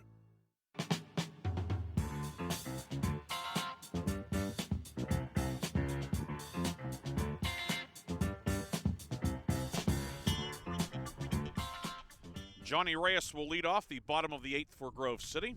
Reyes 1 for 3. Struck out in the 2nd, singled in the 4th, grounded out to 2nd in the 6th. Facing Isaiah Torres, who came on in relief in the 6th. First pitch, Reyes hits one out towards short right center, and coming on and making the catch is Doobie for out number 1. 1 pitch, 1 out in the 8th. Brings up Raymond Steyer. He walked in his first plate appearance in the 6th.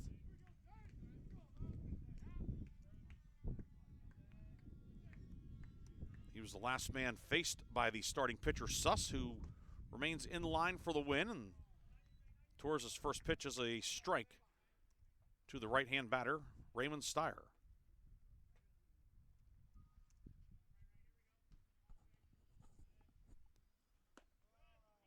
(0-1) misses high, 1-1. From our vantage point, it's kind of blocked. You know, there's some activity in the Thiel bullpen. Not sure if they are ready or just sort of on standby. 1-1 bounces in. It's now 2-1. On the Grove City side, it appears that Graham Romer is lightly tossing.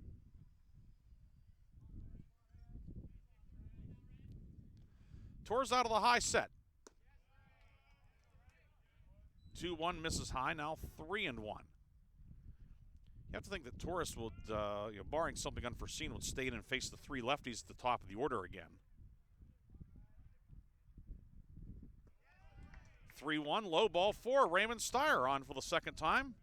His second walk of the afternoon. He's at first, and back to the top of the order for David Chandler. Chandler, 1 for 4 today. Singled and scored in the 3rd, has a ground out, a strikeout, and a flyout on his ledger.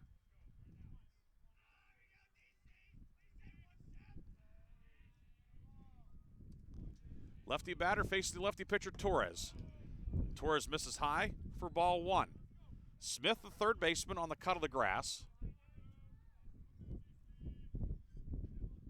Steyer held on at first by Schmitz.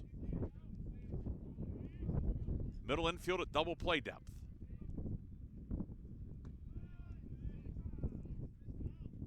1-0 is a breaking ball that comes in high, 2-0.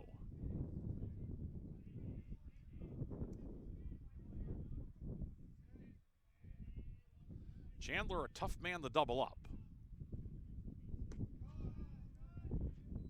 2-0 misses away, 3-0, and in spite of lefties being on deck and in the hole, you wonder if Torres' leash may be getting short.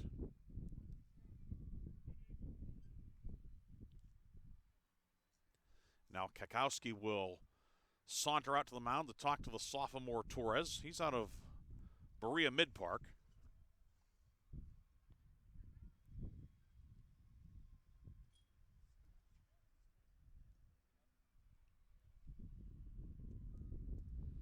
3 balls and no strikes on David Chandler. Chandler's 32nd start of the season. He's on a 10-game hit streak now. 20 for 47 during his hitting streak. Home plate umpire Jonathan Hauer comes out and tells Kukowski and Torres that they've used up their allotted time. The count 3-0. Kukowski will get back behind the plate into his crouch. 8-5 Thiel the lead. Wolverines 1 on, 1 away in the bottom of the 8th. And Torres misses outside for ball 4. So the Wolverines will bring the tying run to the plate in Caleb Backus, who is 1 for 2 today with 2 walks, an RBI, and a run scored. And the pitching coach, Tanner Takonchuk, will come out of the dugout. And looks like we're going to have a pitching change here in the bottom of the 8th inning.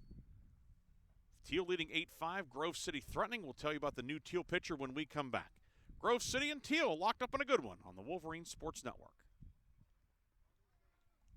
Founded in 1955, the President's Athletic Conference is regarded as one of the elite NCAA Division III conferences in the nation.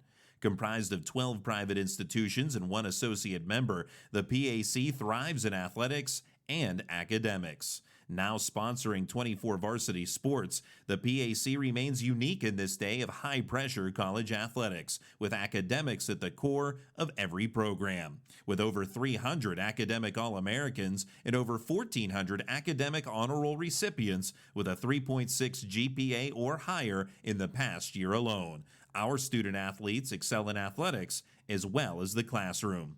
Want to learn more? Visit us at pacathletics.org or follow us on social media.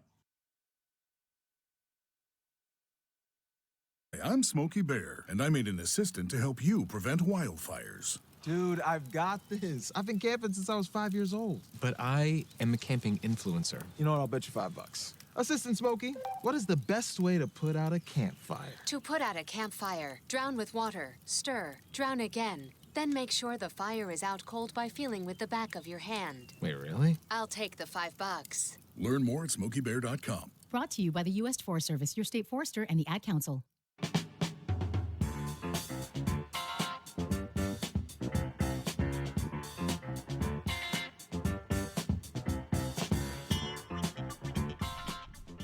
Adam Manuel, the pride of Petrolia, Pennsylvania, and Karn City High School will come on in the bottom of the 8th. It'll be his 15th appearance of the season. That leads the team. He's 0-1, 1 save, ERA of 6.53, 30 and a third innings. He's given up 48 hits, 18 strikeouts, and 20 walks. Manuel comes on trying to preserve an 8-5 lead, and he will face Caleb Backus. Steyer at second, Chandler at first. The Wolverines have 2 on without benefit of a hit. Manuel's first pitch is in for a strike to Backus, who's 1 for 2 with 2 walks in this one.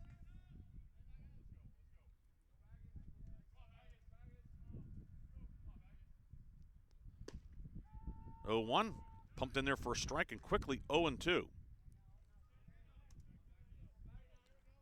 Backus 1 home run this year. That was in extra innings up at Allegheny. 0-2 and lined into the first baseman and safe on a head-first dive. Schmitz made the shoestring grab. Chandler able to dive back and make the catch. Or get to the bag, excuse me. Nice catch made by Schmitz over at first. Backus hit it well, but it's the second out of the inning. 2 down now for Colin Marin-Petro. 2 for 3 with a walk and a run scored.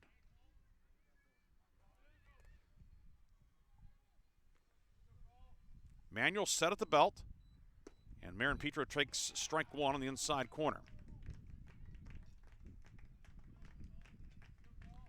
Marin-Petro team leading 6 home runs this year. Manuel, for those wondering, has not allowed a home run this year. 0-1 bouncer, and it'll take a high hop over the diving Schmitz into right field, a base hit. Rounding third on his way home is Steyer. The throw is cut off. It is 8-6. So Marin Petro able to bounce one through the right side, a high bounce over Schmitz. The Wolverines have pulled it within 2. The tying runs are on base for Dan Luco. Luco 0 for 4 with a run scored, reached on an error and scored in the 5th. Chandler goes to third on the play also. Marin Petro now 3 for 4 in this one. It brings up Dan Luco.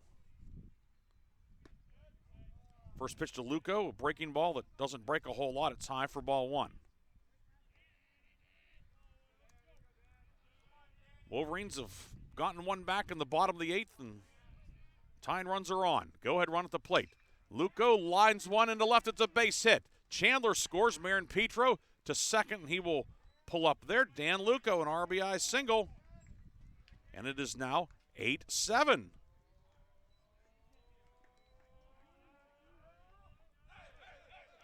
it brings up Nick Sampson.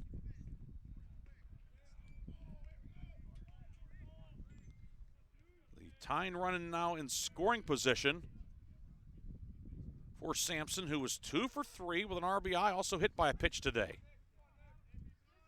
Manuel trying to get out of the mess. First one high for a ball. Both of those runs charged to the reliever Torres, who goes 2 innings, did not give up a hit, but allows 2 runs, 2 strikeouts, and 3 walks.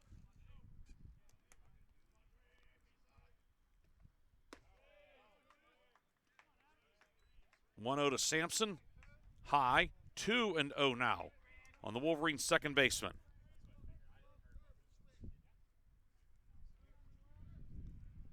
Manuel set at the belt. 2-0 misses low, and now 3-0.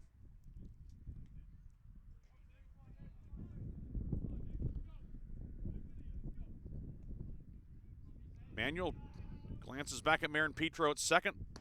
3-0, high for ball 4. And the bases are loaded for Trayton Service. We're going to have a pinch hitter. It's going to be Callan Durbin to pinch hit. So Durbin, who had the pinch hit game-winning single in the 11th inning against Bethany last week, will come off the bench to bat with the bases loaded. And 2 down. Sarvis, who came on for Remish in the 5th, went 0 for 2. Now Durbin will pinch hit, and we'll see what the Wolverines do defensively.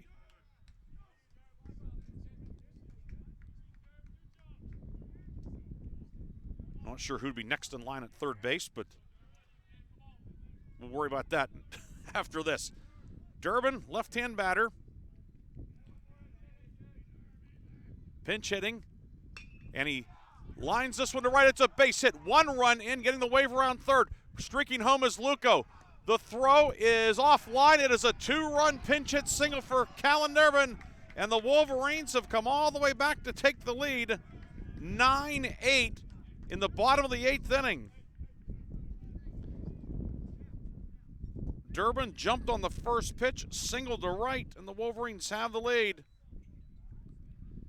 Marin Petro scoring, Luco scores, Sampson goes to third. Then Durbin ended up going to second on the throw. 2-run singles giving Grove City the lead in the 8th. And it brings up Adam Weber, 0 for 2 with 2 walks. First pitch from Manuel misses inside for a ball. The Wolverines have scored 4 times in the bottom of the inning to take the lead.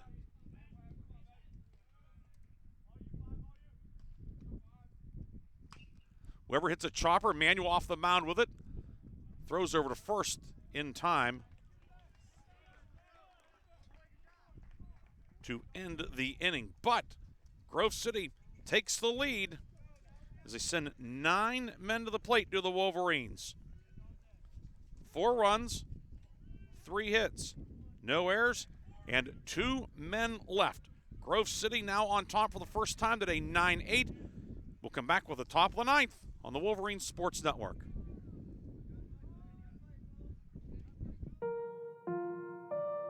When is the best time to talk to your family about staying in touch during a disaster? When floodwaters reach your door?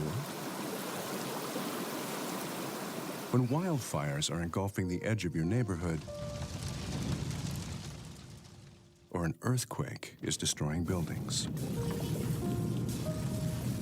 When a tornado is tearing through town? Or a hurricane strikes? Or is the best time perhaps today? During a disaster, you may not be able to stay in touch with your family or friends as easily as you think.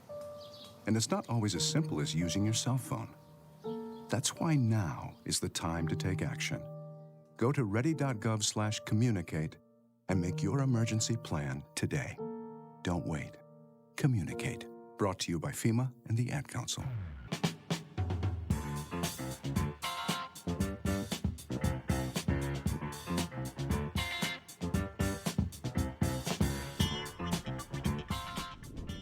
Grove City with the lead for the first time today. Wolverines scoring 4 times in the bottom of the 8th. Changes for Grove City. Kenny Lavrich comes on to play third base. He will be in the number 6 spot, replacing Durbin, who had the pinch hit 2-run single. And on in relief, it's Corey Vaverka, the sophomore from Twinsburg, Ohio. He will look to close out this one. Vaverka, 11th appearance of the season, has a couple of saves, 0-3 record, ERA of 12, 16 strikeouts in 12 2/3 innings. He's had a couple of rough outings, sandwiched around a number of very good outings, so the numbers are a bit skewed. And so we have Vaverka pitching. Lavrich is in the 6th spot. And then we're going to have another change out in left field as Dan Luco will check out and Braden Coyle, a very good defensive player, will take over in left. So Coyle will be in the 4th spot of the order. Wolverines hope that is does not come into play. Colton Brightwell will lead off for Thiel, 1 for 4 today. And Corey Vaverka on. We're going to close out the win, which would go to Will Peters. The first pitch is a curve in for a strike. The Wolverine defense, Weber catching, Marin Petro at first, Sampson at second, Lavrich now at third with Steyer at short. Coyle, Chandler, Backus, the outfield left to right. Vaverka's 0-1, another 12-6 curve in for a strike, and it's 0-2. Brightwell RBI single in the 4th. He's lined out and flown out to right, grounded out to third as well. 0-2 misses a bit low. Now 1-2.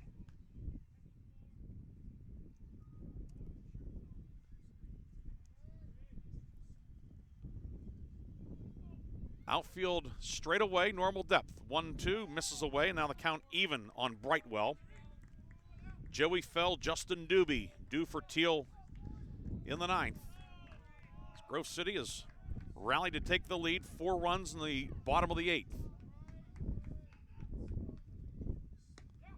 2-2, called strike 3. That one on the black on the outside corner, and that's out number 1 here in the 9th. 1 down for Joey Fell, 0 for 3, hit by a pitch in his last at bat, fouled out to the catcher in the 2nd, grounded out to Marin Petro in the 4th, bunted back to the pitcher Hobson in the 6th.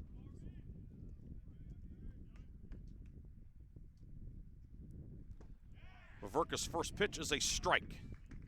Fastball in there, straight over the top delivery. 0-1 on Fell.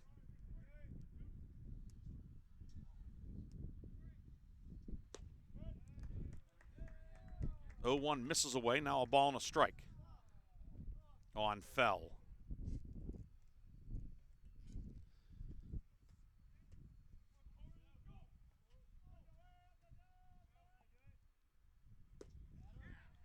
(1-1) misses inside, 2-1 now on Joey Fell. Thiel run in the first, Grove City 1 in the third. Thiel scored 1 in the fourth, 3 in the fifth. Grove City scored 3 in the bottom of the fifth to make it 5-4. Vaverka's 2-1 fouled straight back, now 2-2 on Joey Fell. Thiel with 3 more runs in the sixth. Grove City a run back in the bottom of the sixth. It was 8-5.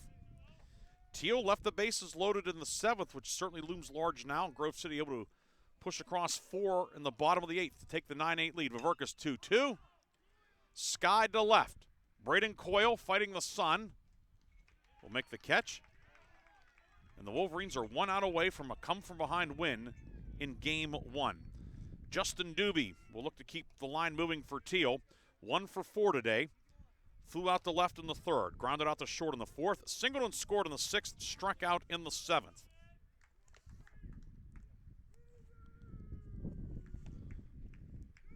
The win would go to Will Peters.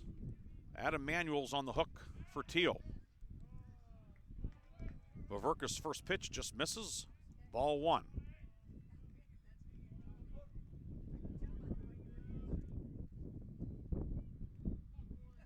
Lavrich, the third baseman, a step behind the bag off the line a little bit. 1-0, misses away, 2-0. Zach Smith, who is 3 for 3 with 2 walks, is on deck. The Wolverines would just as soon see him in Game 2.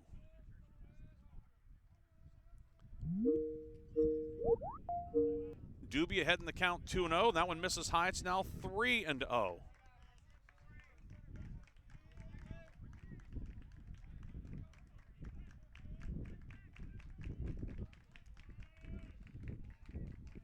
Three balls, no strikes on Justin Doobie. The pitch from Vaverka, taking all the way, and it's a strike on the outside corner. 3-1 to the number 9 hitter in the Thiel order.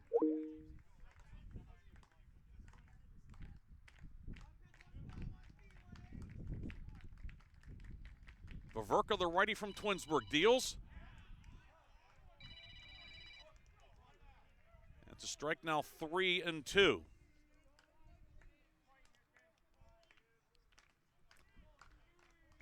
Thiel down to its last strike. Vaverka looking for the save. The payoff pitch. Swing and a miss. And it's a Wolverine winner in game number 1. Corey Vaverka comes in to close it out. A pair of strikeouts in the 9th. For Thiel, no runs, no hits, no errors, nobody left. Grove City rallies for a 9-8 victory. We'll come back with a happy recap on the Wolverine Sports Network. I'm Sally, a volunteer at United Way. I'm asking people around the neighborhood what they think this place needs. Excuse me, hi. What do you think this place needs? I'd like to see more parking. More playgrounds. Free movies. Oh, that's easy. Better restaurants.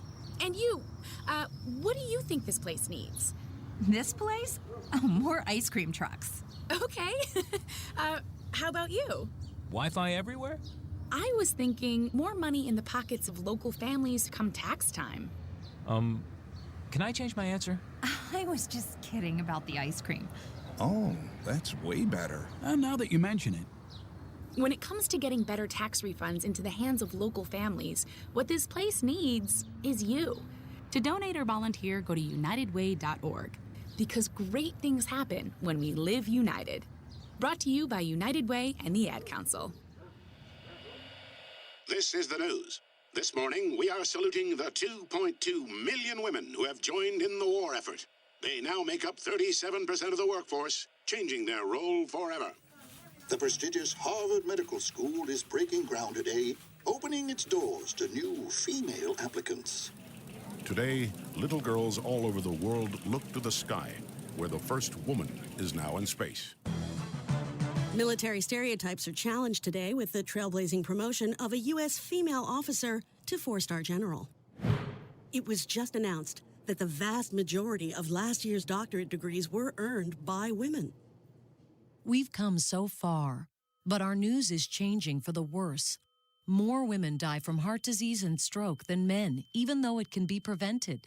Make a change at GoRedForWomen.org today. Brought to you by the Ad Council and the American Heart Association's Go Red for Women.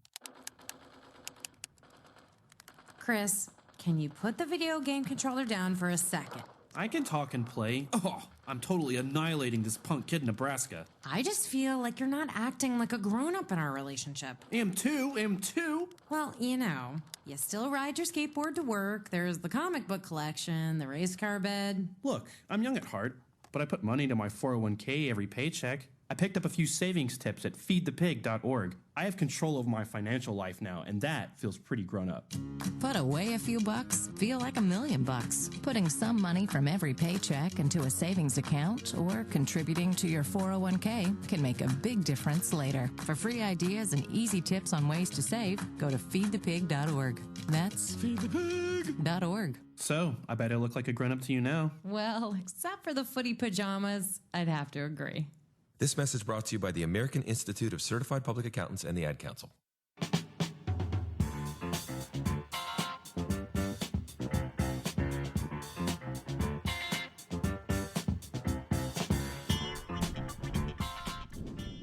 Welcome back here to Jack Behringer Field, where Grove City rallies for a 9-8 victory in Game 1 of this President's Athletic Conference doubleheader over Thiel. The totals for Grove City: 9 runs, 10 hits, 3 errors, and 10 runners left on. For Thiel, 8 runs, 15 hits, 3 errors, and 10 runners left. Winning pitcher, Will Peters. He's 1-0. The loss to Adam Manuel. He's 0-2. The save, Corey Vaverka, his 3rd of the season. Time of the game, 2 hours and 47 minutes. Grove City goes to 12-7 in the league and 17-15 overall. Thiel drops to 4-15 in conference play. We'll come back with the scoring recap and more as Grove City takes the opener on the Wolverine Sports Network. Founded in 1955, the President's Athletic Conference is regarded as one of the elite NCAA Division III conferences in the nation. Comprised of 12 private institutions and 1 associate member, the PAC thrives in athletics and academics. Now sponsoring 24 varsity sports, the PAC remains unique in this day of high-pressure college athletics, with academics at the core of every program. With over 300 academic All-Americans and over 1,400 academic honor roll recipients with a 3.6 GPA or higher in the past year alone. Our student athletes excel in athletics as well as the classroom. Want to learn more? Visit us at pacathletics.org or follow us on social media.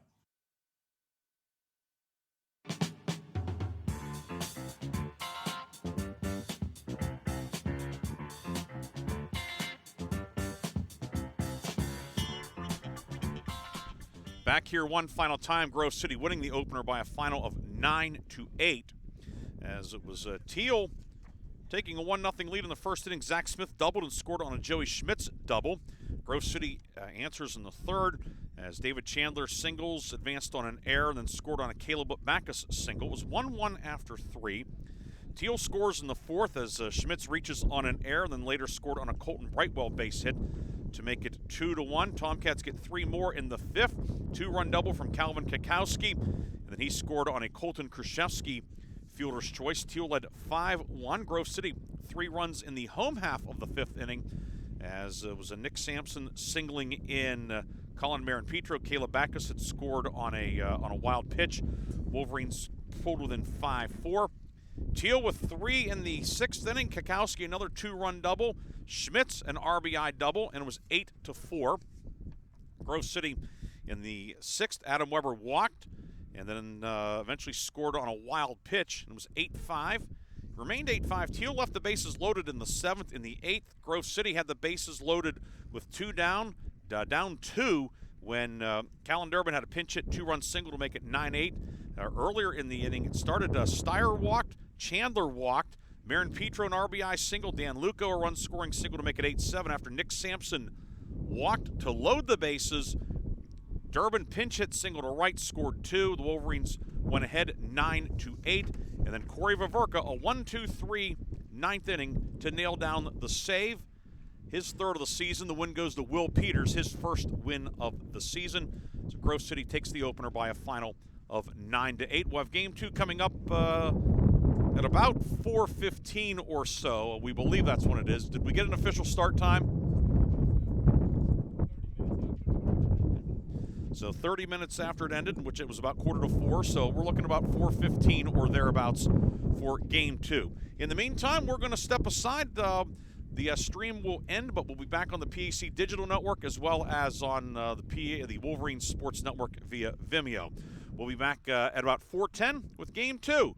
Grove City takes the opener, 9-8. This is Ryan Briggs saying so long for now. We'll be back with the Nightcap on the home of the Wolverines. Thank you for tuning into the Wolverine Sports Network. We'll talk to you next time on the home of the Wolverines.